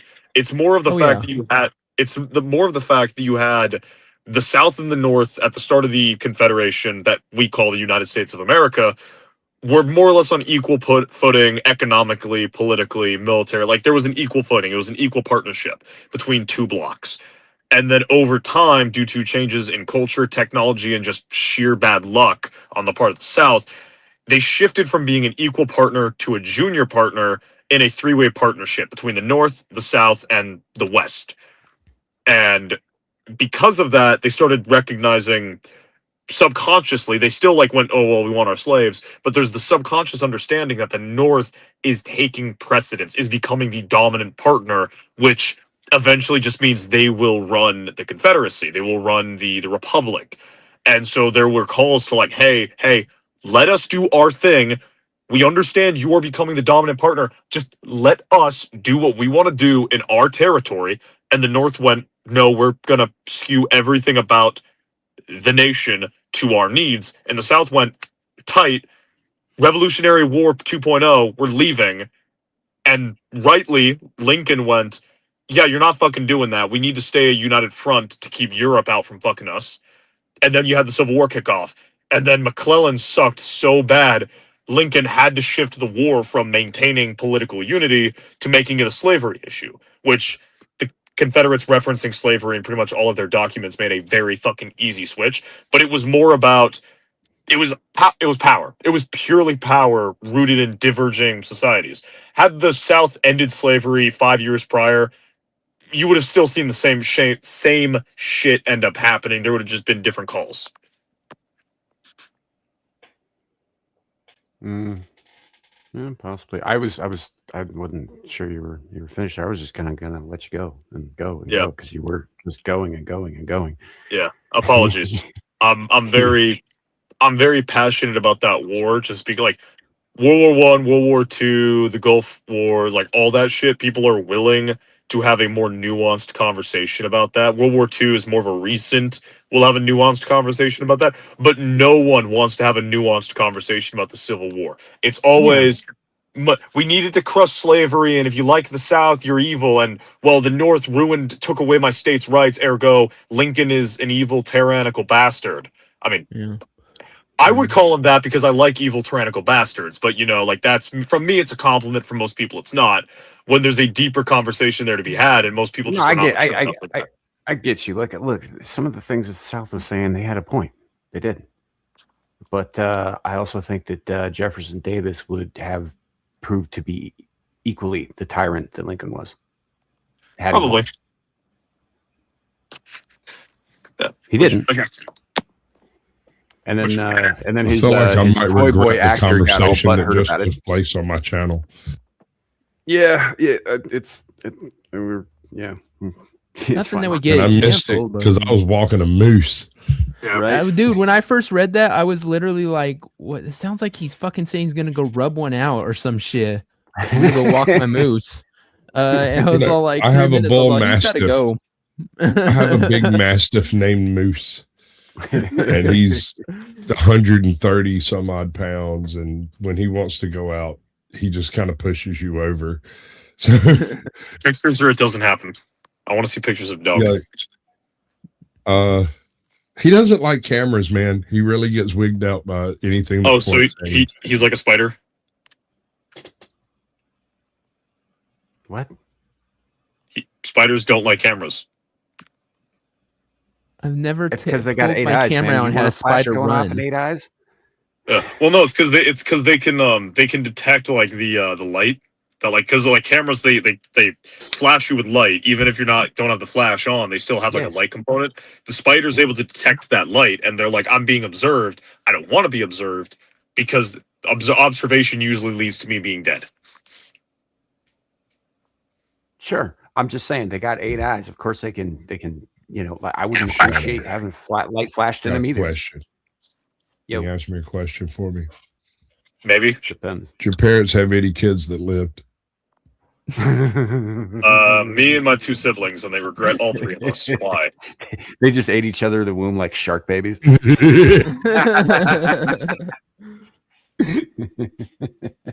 How shitty of a womb was that if Shadoo's the one that won? Right. Oh man. Yeah. Anywho, we're gonna move on slightly because this next thing I picked up specifically for you, Shadoo, because I think that this is just perfect for you. If this is fucking clavicular, if this is clavicular, if this is that, okay, it's not clavicular. All right, cool. No, it's not.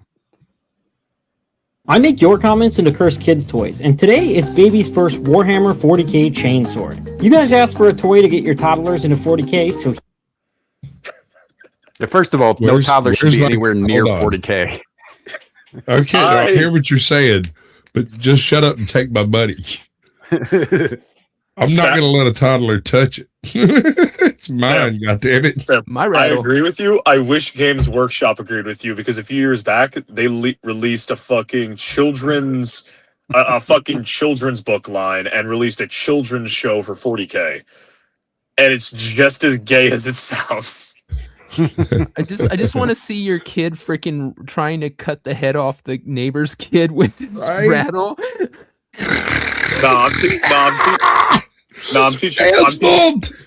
I'm teaching my kids OPSEC first. It'd be a fucking garrote wire before a chainsword. For the Emperor! here it is. Let me show you its features. The teeth are on a rail, so they slide around, mimicking the movement of a toothed chain. There's of course a classic rattle at the end of the handle, and the main feature is these Space Marine chapter sigil-shaped puzzle pieces. Now your child can start to learn the different Space Marine chapters. The shapes only fit into their correct spots, and they magnet on. Correct me if I'm wrong, but isn't one of the chapters complete thing is the control of all things mechanical? The only ones I can think of is you're talking about the Iron Hands, and it's more that they rip off their body parts and replace them with technology because they're... Yeah, that would fit. Okay, go ahead. We're good. Now, I did make this chainsword a bit on the small end to be more child-sized, but in doing so, that meant the puzzle pieces are a bit smaller than I'd like them to be if this was a real toy. But it's not a real toy. None of these are real toys. But that is all I have for you today. Make sure to leave a comment on what I should toyify next. Okay, so we're going to hell. I just think that Shadoo really needs that. He does need it. Yeah. I mean, Boosh is recommending a show to you guys that I would agree is also a very good show. They had a very good Christmas special.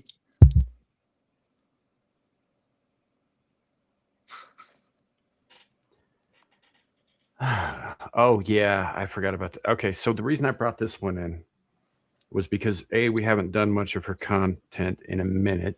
And B, I was scrolling through. I actually went through recent videos because I've been so busy lately, man. I've missed a bunch of uploads from a bunch of people. So this was a few days ago, but I think it ties in nicely with a lot of stuff. And for those of you wondering what we're talking about here, Futurama is now.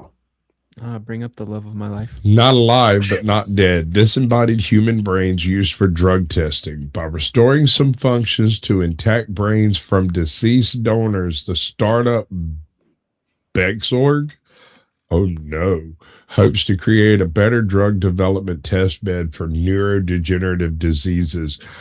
They're making fucking zombie brains, people. They're making fucking stalkers from Mortal Engines. I mean, that's one way to look at it. Yeah, I suppose. Like they're not even making servitors from 40k because we can already make servitors relatively chill. They're making fucking stalkers. Reading the whole headline here, it sounds more like they're making RoboCop 2. I mean, RoboCop is basically a stalker, but not steampunk. No, RoboCop 2, man. The Kane, the guy who was addicted to drugs. There's a 2? Anna. Yes, there is a second version. Did you not see RoboCop 2? Because that's the name of the second generation of robots as well as the movie. I'm gonna be dead ass. I thought there was only the first one and then the fucking the remake that no one likes. Holy There's shit! like No, there's 3 of the RoboCop original 1, movies. RoboCop 2, RoboCop 3. There's 4 different. RoboCop 3 is miniseries RoboCop and versus and a ninjas. regular series. There was a Saturday morning cartoon at one point. There was a whole toy line. Like, no, RoboCop was huge in the 80s, man. Yeah, RoboCop 2, Electric Boogaloo. Half Also, of the RoboCop 2 and 3 were freaking both cops written by that Frank are Miller. cops today are cops partly because of some shit they saw on RoboCop. Right. The cartoon was enormous, bro. The toy line from that cartoon was even bigger. Yeah. There's a off-brand toy line you can get with Melted Emil from the first movie. Boosh, if we had a naughty corner, you would be in it, dude. What the hell? RoboCop was there. Hey now. I know. So hold on. He has a point. RoboCop 3 was not peak writing. No, RoboCop 3 was ass. I'll give you that. Yeah. But RoboCop overall, not so much. Not so much. I don't know. I kind of Not the like the first idea one, of especially not the RoboCop first versus ninjas. It was, I mean, there's that. You should, if you haven't, you should read the 4-issue miniseries RoboCop versus Terminator, you which go. was in fact also written by Frank Miller, and it's way Accepted. better than RoboCop 3. Accepted, Boosh. But yeah, All right, let's see Miller what wrote the Scott's first got 2 to movies, say or about the it. second and third movies. But yeah, anyway, let's do the thing. And kept alive post-mortem in a vat. There's not a lot of things that I look at in science and just immediately say, no, we should not be doing this, but this is one of them and it is fascinating. I did have to stare at a wall for a little while and decide how I wanted to talk about this one. In 2019, researchers shocked the world when they revived pig brains 4 hours post-mortem. They restored circulation and some cell activity. Global cell activity was in fact restored, but consciousness was not. And they've taken their vision one step further and revived human brains. The company. So Yeah. there was this prophet. His name was Romero.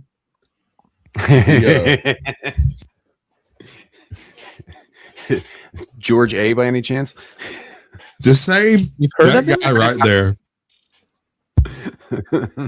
You've heard the prophecy, huh? They're coming for you, Barbara. Look, They're there's coming to one get you, now. Barbara. There's one now. I'm currently playing a scene from the first of the Wolfenstein remakes, Old Blood, I think is what it was called, where one of the side characters goes on a rant about consciousness, electrical signals, etc.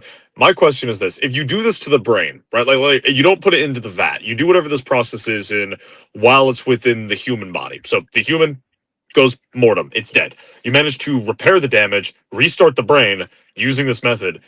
Will it be the person that was remembered? Or will, because you're starting the electrical process from the beginning, will it be a completely blank slate that now needs to relearn everything about being human? Okay. So I'm going to take this from a physics perspective because you either go physics, biochemical, or chemical, right? Because there's no room in science for religiosity and the fuzzy ones. Yeah, no, I would agree. Biochemically speaking, once full action of the brain returns to function, it should be the same person. It should have the same memories, whatever else might have happened, assuming that repair was possible. I don't believe it's actually possible, right? So I don't think you'll get much more than a faint imitation of something that used to be life. We're literally doing the modern Prometheus here, folks. 100%. 100%. We're gonna make flesh golems soon. You know, like ambulatory ones. Well, I mean, if she's like 5'3" and can do my dishes, I don't got a problem with it. Well, because one of the things I'm thinking of is like the immediate thought line of like where this is coming to me, or at least what I think they would immediately start doing with this shit is let's go down the line. 4 years from now, when we're second Amero-Iranian war, we actually put boots on the ground. Some 19-year-old PFC gets stitched up with some 5.56 or something. They pull him out of the hole, they fix him up, and then they do this again and send him back in on repeat, just making him relive the fucking horrors of war. Is it going to be the same dude having multiple instances of I die, I live, I die again? Or is it going to be each individual time it's like just a fucking barely ambulatory zombie ghoul thing. Have you what my ever brain seen Soldier, the Kurt Russell film Soldier? No, there's a lot of movies that you guys have seen that I have not seen. I know. This is another one that's worth the watch because it answers that very question. It actually asks and prepares you for the answer of that very question to an extent. To a very limited degree, Universal Soldier touches on it too. Yes, that's another good one for that. The implication being that if you make a perfect soldier, it is no longer human. And if you have a human soldier, then it is automatically flawed. Yeah. Oh, I would absolutely agree with that. The most complicated part of making good making good warfare equipment is the human component. Uh-huh. Oh, sure. Here's the thing. It's not often that an M16 loses its fucking shit and decides to kill 27 people in the same regiment. But that does happen PFC sometimes. Yeah. Well, even separate from that, because like the human, you gotta like consider its emotional well-being. Exactly. Yeah. You got to consider its emotional well-being. You have to train it. You got to wait like 16 years before you can put a weapon into it. If you're trying to be vaguely moral, 12 years if you don't want to be moral. Like the human component's the really like ugly part. If you could just reanimate a corpse and then make it pick up a weapon and just go forward, like that's a lot less issues. That is horrifying that you think that. You just justified every necromancer ever written about in every fantasy campaign ever. Squatch, there's a reason why I self-identify as lawful evil, desperately trying to be lawful good. That's not going to work, bro. Try some neutral. Have you ever heard of neutral? Neutral is some wild shit, bro. You can do some of that evil shit, but you kind of consciously counter it with good stuff, right? My natural inclination is towards evil, but that would make Jesus sad. You so can I try to be a good. better I'm person, is what I'm saying. I'm a bad person. You're not listening. I'm a bad person worshiping a good God. You're not listening. What I'm saying is be a better person tomorrow than you were today. That is all. You will gradually evolve from lawful evil into anything else that makes sense. Yeah, that's what I'm saying. Like there is a path. I try to follow that path best as I can, but I also recognize the failures of my meat sack. Yeah, but you have a tendency to say similar things while taking us on this whole like lengthy journey around town and through a bunch of random cul-de-sacs, and then finally getting back to the point where what he said was a succinct one sentence thing. He says genocide, but he says it by talking about a bunch of other shit and coming back to the genocide again later. That's essentially what he's saying: is kill them all, let God sort them out, we'll figure it out in the aftermath and fix it in post. Well, because there's different methods and motivations behind genocides, I need to make sure that there's a specific understanding of the variant I'm speaking to. I'm looking You don't actually in a casual conversation. Hold on. This is not a casual conversation. No. There is one flavor of genocide, sir. Making everybody else on the other side dead. There is no variation.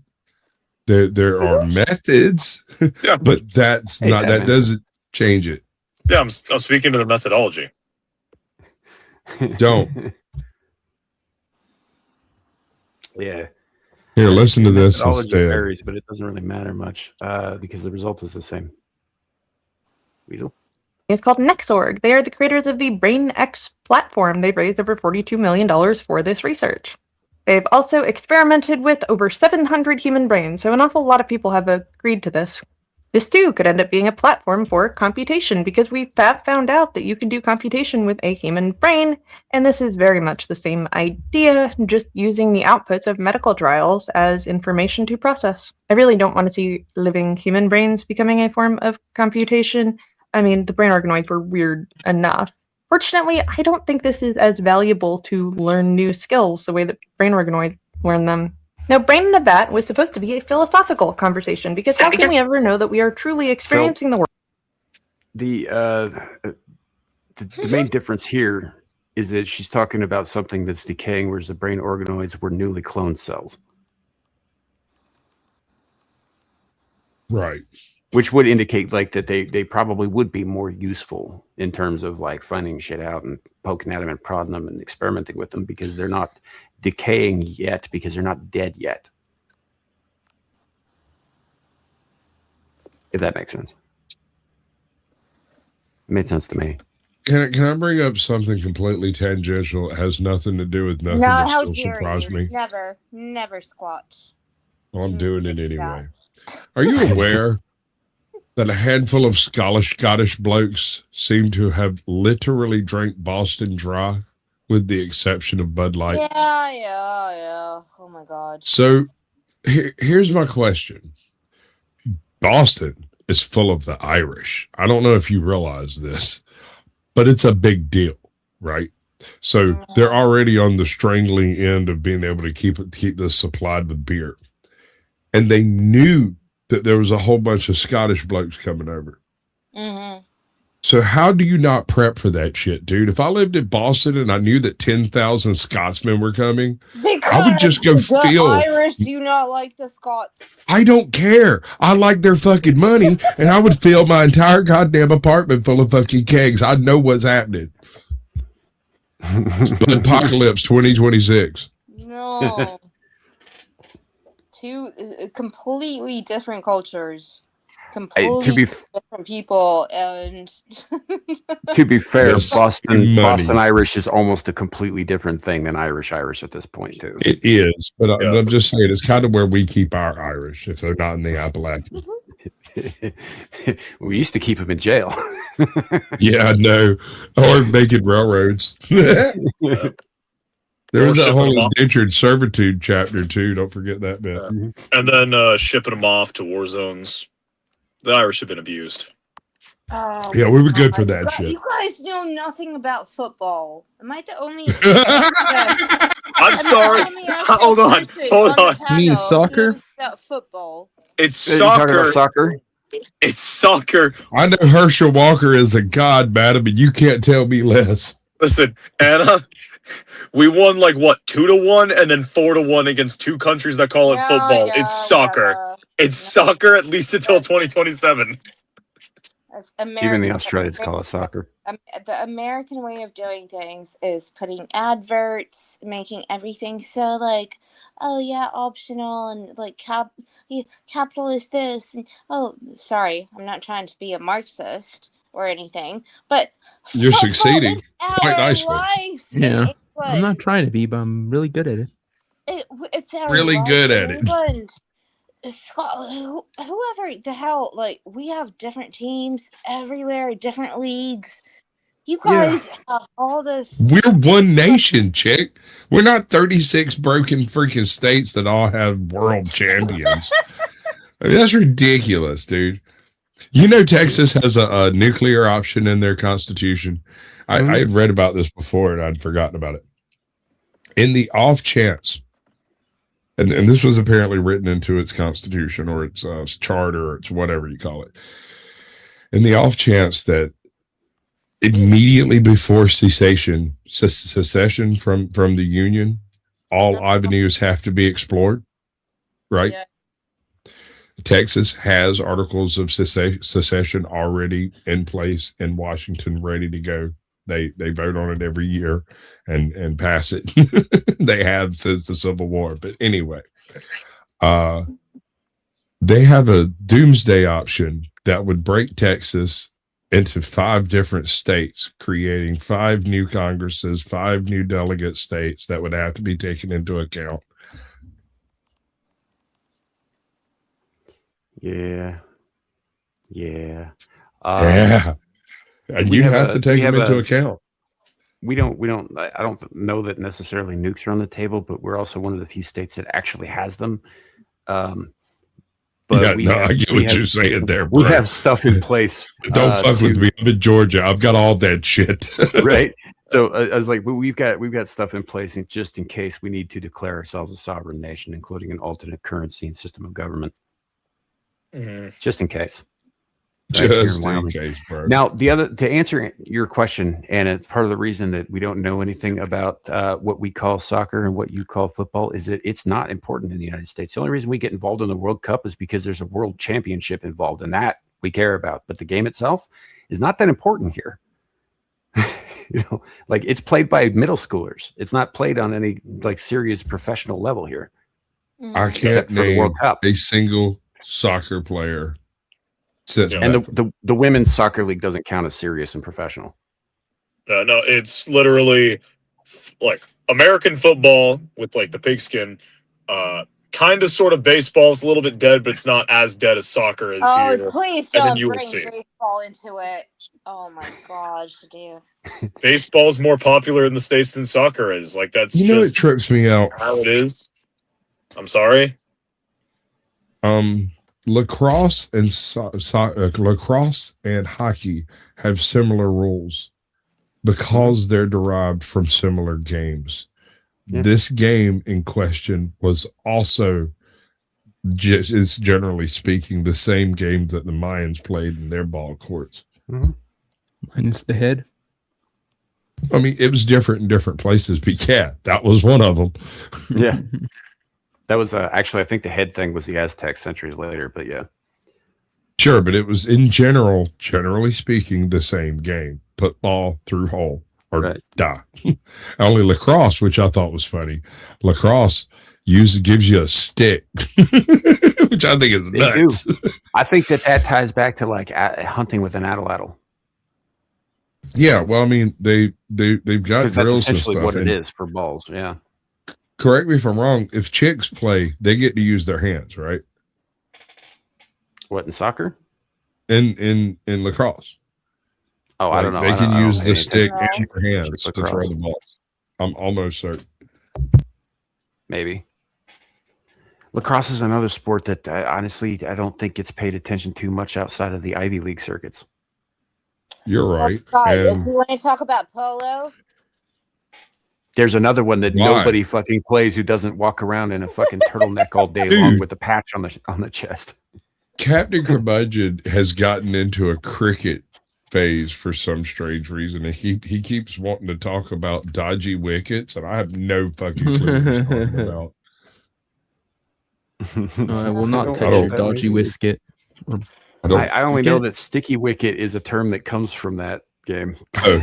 I don't know what he's talking. I just nod and wait for the show to start because as soon as the show starts, he's fine. It's just we've given freaking Abe shit on the pub about freaking cricket before, haven't we? I'm pretty sure we had a conversation where we were teasing him. We did. All the terms I and think stuff. it was more rugby than it was cricket. Cricket is everybody agrees.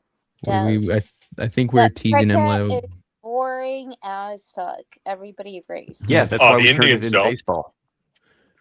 No, it's still boring, but we get drinks in the seventh inning. Baseball is about the only fucking game that you can watch completely sitting down with your feet propped up.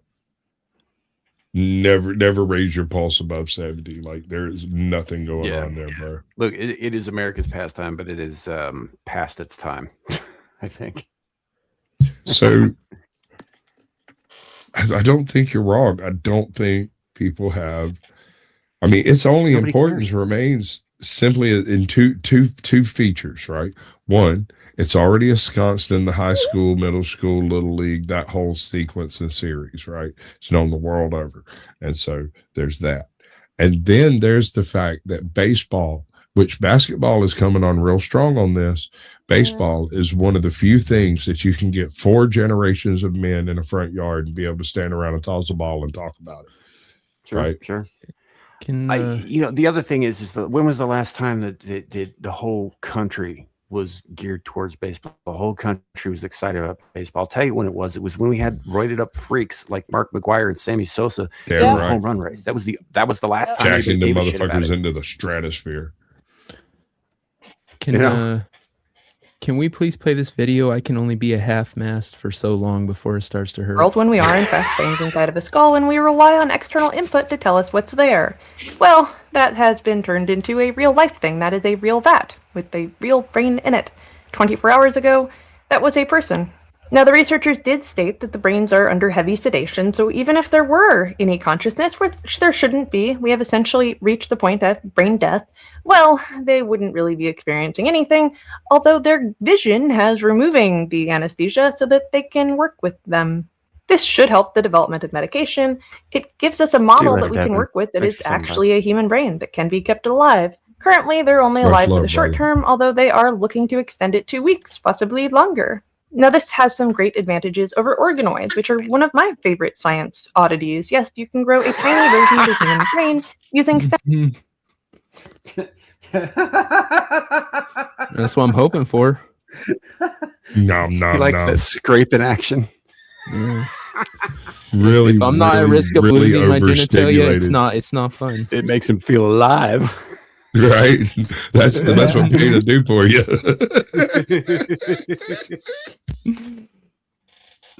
Damn, girl. Use a mouth guard. cells. However, the organoids, while yes, they can be kept alive for years, they have the drawbacks that they are essentially infants. Yes, their gene activity matches their chronological age, so even if you keep them alive for 5 years or more, they essentially have the gene expression of a 5-year-old brain. If you take human brains from a human that has been alive for feasibly 60 or 80 years, you then have aged cells, so you can see how aged cells will interact when you do stuff to them. Yes. What kind of stuff? What stuff? What kind of stuff? When you do stuff to them, what kind of stuff? When you're doing the things that you're doing to them, what sort of things is it that you were doing? I may have misunderstood the statement here, like Ryan Gosling in the Nice Guys when Kim Basinger says I'm into porn, and he goes, "Oh yeah, what kind? Like, what's your favorite?" Right. I was She's thinking talking more about- along the lines of the conversation between fucking the new guy when he's talking about lose the skin. Nice skin, moron. He's like, lose the, what kind of stuff do you do to him? Right, we're having a complete miscommunication here, I think. Right. Seriously, though, what? It actually has a great deal of scientific merit, but it's also really creepy. That system is operating as a synthetic body. This is something that we just have not invented for brain organoids yet. It already has all the structures in the brain that should cooperate with the body. It has synthetic lungs that exchange oxygen with the air that is delivered by a synthetic heart and a synthetic circulatory system. But since the brain was grown inside a human feasibly, it has all of the structures to receive those nutrients. Like brain organoids, it also is covered in RoboCop 2. It's basically just a neurological system plugged into a mechanical prosthesis. But she makes it sound sexier. Saying. Wait a second. It's not Ghost in the Machine. It's that other movie about the chick soldier that they managed to copy her brain in combat and then duplicate it 200 million times. That isn't Ghost in the Shell? No, it's very similar, but it's like a Korean film. Oh, it's like it's not a 057 car. or something like that. The child looking robot, the one. No, not that one. I'm talking about fuck, man. I have very limited knowledge on 57 anime. or something. The one I'm thinking of is the one with like the child looking robot with the sword. It's supposedly the weapon. Are you talking about Blood Plus? Because she was a vampire, not a machine. Yeah. Or do you mean the Founder, that really, really dumb movie that tried to make AI Vietnam? I don't know what that. Yeah, didn't watch that. Don't know anything about it. See, the thing is when I describe the plot, it's going to sound exactly like Ex Machina. It's going to sound like Ghost in the Machine. It's going to sound like all of these. But that's Ghost in the not Shell. it. Ghost in the Astro Shell. Boy. You're not actually. You're not far off the fucking mark. It's pretty much the goddamn plot. You nailed it. But I can't remember the name of it. It was some Korean fucking film, and it's actually a really good movie if you can get over the girl bossness of this one chick. And when you're watching it the first time, you don't realize this is 10,000 versions of a chick. Don't judge me, Weasel. Accomplishing it. Don't you dare judge me. Judge away. Anyway, screw it. sensors, so we can figure out what is going on inside of Is the it Jung-Yi? Yeah, that's it. That's it. She was like the greatest political soldier of all time, and they cloned her 200 million times to enforce their communist rate. Oh, kind of like that Tom Cruise. I think it was Tom Cruise. The movie where they basically took the astronaut, cloned him like 1,000 times, and then lied to him and told him to basically conquer Earth for him. Well, no, this is it's similar in the cloning aspect, but these chicks are machines. They're just copies of the brain process, right? And so it wasn't that they lied to her and told her that this is the right thing. It's that she was a true believer to begin with. I see. People who donated these brains were usually elderly and usually had some deteriorating condition like Parkinson's or Alzheimer's. This means that we can treat the brains for these conditions and figure out how well medications would work on a person. This is a huge advantage over mouse models and even brain organoid models, which again, model essentially a baby brain. Now you may ask, and reasonably so, who would agree As to if this? they weren't bad enough. These are people. Baby brains. As if they weren't bad enough. Not just brains, but innocent, inexperienced. You know, and she's right. I just have never thought to put it in those terms before. But she likes it that now way. That she has, I don't. I don't fucking like it that way. I know Devil does. Devil's all about that shit. He wants some teeth like rubbing and scraping and murmuring about baby brains. Stop Please hating no. on my little zombie babe. Please no. Who already donated their bodies to science, and family members had to agree to potentially treat this condition down the line so someone else doesn't have to suffer with it. These systems can potentially answer an enormous subset of questions, including what happens to your brain after you expire? What are the experiences like? When do the experiences stop? I do want to say that finding out that they use heavy sedation for the brains is encouraging. Finding out that there are limitations with the use of sedation and we may not be able to study everything using it is less encouraging. This does, however, give me some interesting ideas, which is, never a good sign, because I wonder if we are getting closer to the point where we could do a brain transplant. We know that the brain organoids can do things like operate robots. Perhaps we are looking at a future where we have mechanized bodies and transplanted brains. I mean, it's not out of the realm of possibility. Futurama. No, I don't want this. I don't want this. I They're saw gonna that with bring back Altered Walt Carbon. Disney and Nixon, dude. I saw this with Altered Carbon. We don't need fucking Methuselahs. No. You're thinking very differently. I'm thinking Futurama, like brains in jars get stuck on robots, like Nixon. I'm thinking Star Trek, the brains in jars in the fucking Jabba's palace. Mm-hmm. Yeah. Do you know why those brains are in those jars? I'm thinking Fallout. Yeah, like the robo brains. Or yeah, I mean, we've already passed Lovecraft territory with this shit, right? Like they're already hold using on. organoids in the same way that the Migo were using stolen human brains in The Whisperer in Darkness. Sure. But the Star Wars version of the brain in the jar is far more existentially terrifying than the rest. I mean, the rest are terrifying, don't get me wrong. But in Star Wars, the reason these people's brains are in those jars is to keep them sequestered from any stimulus from the outside world. They're not controlling where they're going, what they're doing, or what's going on. They have no input from the outside world. That is the purpose of those little robots, and that is terrifying to me. And I'm remembering freaking Metal Gear Revengeance, where they ripped all those kids' brains out of their bodies, stuck them into a training simulator, and then stuck those brains into robots. Children are cruel, Jack. I hate this.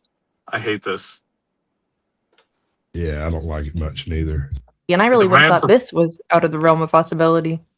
One of the things that bothers me about this is that how can someone withdraw consent? So let's say somebody consented to all of this, and let's say that some consciousness is present. We don't have evidence for that right now, but these machines could improve.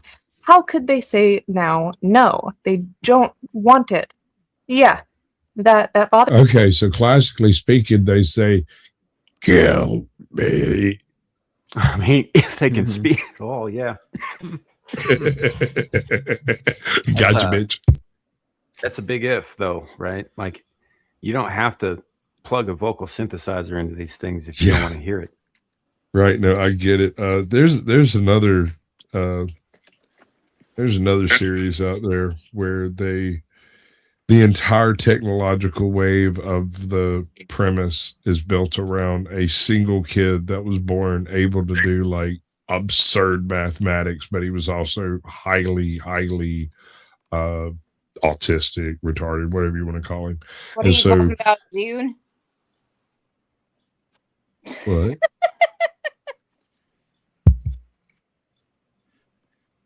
Huh? I said, are you talking about Dune? No. I think Boosh mentioned it in the chat, but yeah. Boosh is bringing up the Butlerian Jihad, and earlier I mentioned Dune about community and shit. Sure. Oh, real quick before we move too much further, I do have to clear something up. So Zilege, when I was talking about babies, these are clone cells that are essentially newborn. The brain organoids. I don't believe that they're actually well, they may be harvesting the tissue from aborted fetuses. Who knows? But they're also probably harvesting the tissue from adults because they would want adult cells to handle the processing. But the cells themselves, as they're cloned and alive, right, are essentially newborns. They have to build synaptic pathways. That's why she called them. They're essentially like baby brains. They're not actually the brains of physical human babies. If that makes more sense. I mean, kind of, but there's like it's just not brain. from There's a no baby. baby attached to it. It's brain. Yeah, it's a fresh made brain type thing. It's they not didn't like clone they the took whole baby, just Yeah. parts of the brain. Yeah, it's not like they would take Shadoo's brain. Yeah. It's a Although new I brain. don't doubt that you're probably right. They probably are doing something nefarious with the discarded parts out behind the Planned Parenthood. Because they always do. There's me. You might be comforted to know, as I am comforted, that this is not the end goal for the brains. Although a whole lot of technology probably will come from it, they also want to build a model of a brain. Yes, a synthetic one. This is Westworld, anyone? Or at least the brain part of it. is an area of science called digital twins, where researchers work with a synthetic version of an animal or a person rather than the actual animal. So if you want to test development of a medication on a synthetic brain, yes, that is within the realm of possibility. That might sound ridiculous, that we could model a brain with such efficacy that it would be indistinguishable from a human brain. And no, that is not impossible. Many researchers are working on it. The thing that keeps me up at night is that if we could really model a brain, model a person, make something that is so similar to a person that it is indistinguishable in reactions, in actions, up at night. how is that not a person? It's a simulation of a person. Therefore, no suffering is actually happening. We could just simulate suffering. I think we are rapidly approaching the point that we... From the point of view of the simulation, how is that different than actual suffering? Yeah, no, that's what I was going to say. Because if you're making a human brain, right? Like if you're making a human brain and you program in its ability to respond in the same way a human brain would to stimuli, and then you simulate the stimuli, it's gonna respond to the stimuli. Like when you strip away our human feely components, a pain response is the body going, hey, whatever's happening right now is damaging the body in a way that's hard to recover from. Let's stop. And that forces an involuntary reaction or a voluntary reaction to stop receiving the pain. If you just have a brain trapped in that computer and you just start running it through things that just cause it pain, that's torture. You're fucking torturing it. I have no mouth, but I must scream. Yeah. And I mean, it was the other way around in that story. The AI was doing the torturing of the organic subjects, but yes, similar concept. yeah, no, that's Because it was pissy. I mean, when we're willing to do existing. I mean, when it lives in a world where people do shit like that and goes, no, it's a fake brain. It doesn't count. Turn up the torture. Did you actually read I Have No Mouth, but I Must Scream, Shadoo? Because it doesn't live in that world. It murdered that world. There are only 5 humans left alive in existence, and it's torturing them for fun, keeping them alive for centuries for fun. Well, I mean, I can see the argument. Well, all I know is that a lot of times sensory deprivation causes humans to lose their mind, right? When they're all stimuli is taken away and they're just kept in the dark type thing. That's essentially what you're doing to these brains. There's no outside, they can't see, they're just essentially, as far as the brain's considered, they're floating in a dark room with nothing, no sensation or nothing. When that drive that brain crazy, and isn't that unfair? Like you said, it's torture to sit there and keep them in that with no way to. That reminds me of Johnny Get Your Gun, actually. Yeah. Unless, of course, you subscribe to an ideological perspective that allows you to define when someone is and when someone is not a person, letting you conduct incredibly immoral things because, well, I have a very not incongruent, a very inconsistent view of what is a human life and what is not a human life based on convenience. Which most people, like this individual in this video, or the kinds of people working on these experiments, would subscribe to such an ideology because it gives them more freedom to conduct themselves in the world and then not feel like a bad person afterwards. I don't think morality comes into it, honestly. Yeah. I don't think it's a consideration. If it was, they wouldn't be doing shit like this. Yeah. Well, bingo. It's not a conscious, well, do I choose to view this as a person and feel like a bad person, or do I choose? There's not the conscious choice, but there's it kind of is. No, it kind of is, bro. They all have to take this little college course called ethics, right? All of them. So they're aware of the choice they are making. They have simply already made it and not looking back. Yeah, there is that, but there's also the fact that, look, Shadu, I think you're giving him like far more credit at seeing the crossroads when they come here, because they're not. Like most people who are in, these kinds of fields in engineering and in electronics and science and that sort of thing aren't thinking of things in the terms that you yourself think of them in. What they see is, I wonder what happens if I push this button. And that's as far as it goes until it's time to record results. That's why most scientists are like Dr. Frankenstein. They never even consider the questions you're posing here. It doesn't come up. Frankenstein. It's just facts. Yeah, 100% to what Devil's saying. It's their subconscious preconception where, well, this is not a person because it doesn't meet X standard. If you were to lay out an act like a living, breathing adult human male or adult human, doesn't need to be male or female. I don't know why I was including that detail. But if you were to lay an adult human out on a table and go conduct these experiments to this adult human, they would go, no, that's a person. But then because you change the situation, so it's so there's a more nebulous line. It's more porous as to whether it's a person or it's not a person. They'll jump to because it's not clearly a person anymore, therefore it can't be bad. Even though it's basically the same shit, it's just different. Like fucking torturing a dog is somehow not as bad as torturing a human because it's not as bad as torturing. If you were to torture a dog and go, well, it's not bad. I don't like how many times you've said that trying to get to this point. Can we get? Yeah, no. My point being is they will do certain things, or they will define their world consciously or subconsciously in a way that makes things comfortable and convenient to conduct the actions they want to. And that's not a condemnation. That's just how most human beings function. I do that shit day to day. It's just this is an instance where I'm calling people out. Yeah. It's the same reason you have doctors that swore never to cause harm will abort babies. Yeah. Yeah. Because that being a person, that being a human being is inconvenient at times. But yeah, we should probably finish this video because yeah. Sorry, Sam. Those questions will need to be answered, and it will be very interesting at the point in which an AI model of a person or some other intelligent entity decides to start asking questions, and we have to decide what we are going to answer. I hope one of the questions is not, why did you make me? I hope you've enjoyed this information, because I have to go stare at a wall for a while longer. I do not know how I feel about this yet. Follow for more of the cutting edge. That's the part you should listen to. Mm-hmm. That's the whole reason you feel that way, is because you know it's wrong. You're just trying to justify it. Sure. I mean, and Abe's disagreeing with us in the chat, which is, I'm not surprised.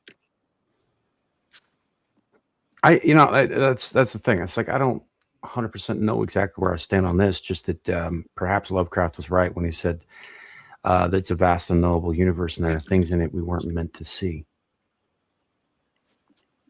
Yep, 100%. Sounds like So, it's time to hey, rest. JB, you coming in at the end, brother? Welcome in, though. And speaking of which, and on that note, we're going to cap it off because I do actually have some place I need to be getting here soon, and all that. But we actually went a little longer than I had planned, but I do appreciate it. I appreciate you guys coming here and being awesome, and all that stuff. Let's do the thing. Let's go around the horn. Shadu, you first. I got nothing. Okay. Anna, what do you got coming up? Just kicking butt every day.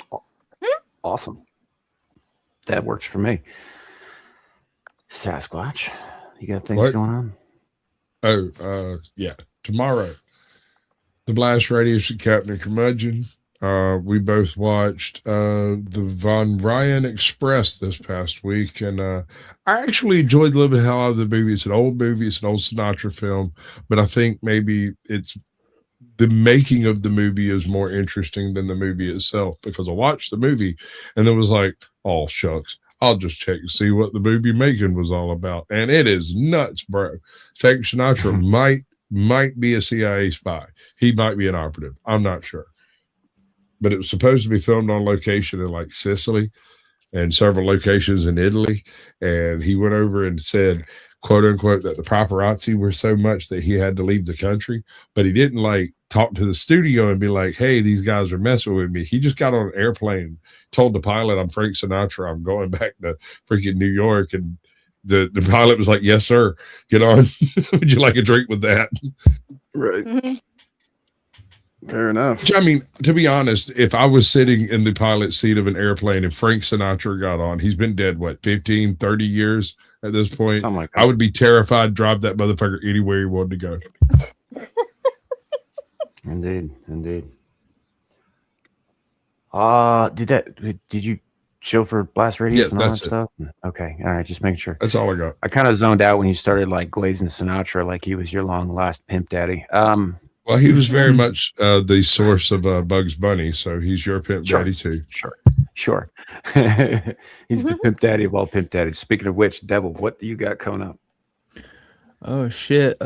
Nothing till next week. Back to the pub on Friday night, and then back here after that. All right. Fair enough. As far as myself goes, the only thing I can confirm for sure in the next week is that we are doing Abyssal Musings next Friday, and there will be another Screaming to the Void next Saturday. We are creeping up on the 200th episode. Should be a lot of fun. I'm going to try to get some more people on for that. It is a few weeks down the road, a little over a month from now. Otherwise, I will be helping out Amira when I can, except tonight. I will not be available tonight. And then, game streams when I can fit them in. I know I've been kind of slacking on that shit for those of you who watch those. But I will do what I can to get back on track there. It's just been a busy couple of weeks. That said, everybody here on panel who's been on panel today and some other people, their links are in the description below. You can go check out their channels and what they do over there. And I encourage you to do so. As far as, chat goes, you guys are awesome. Thanks for showing up every time. We appreciate you. And Thank you. that's it. Yep. Yeah. Have a good night, and we'll see y'all next time. And remember, it could always be worse. You could be a sheep, but that's a carryover from last night. Go watch last night's show. Bye, everybody.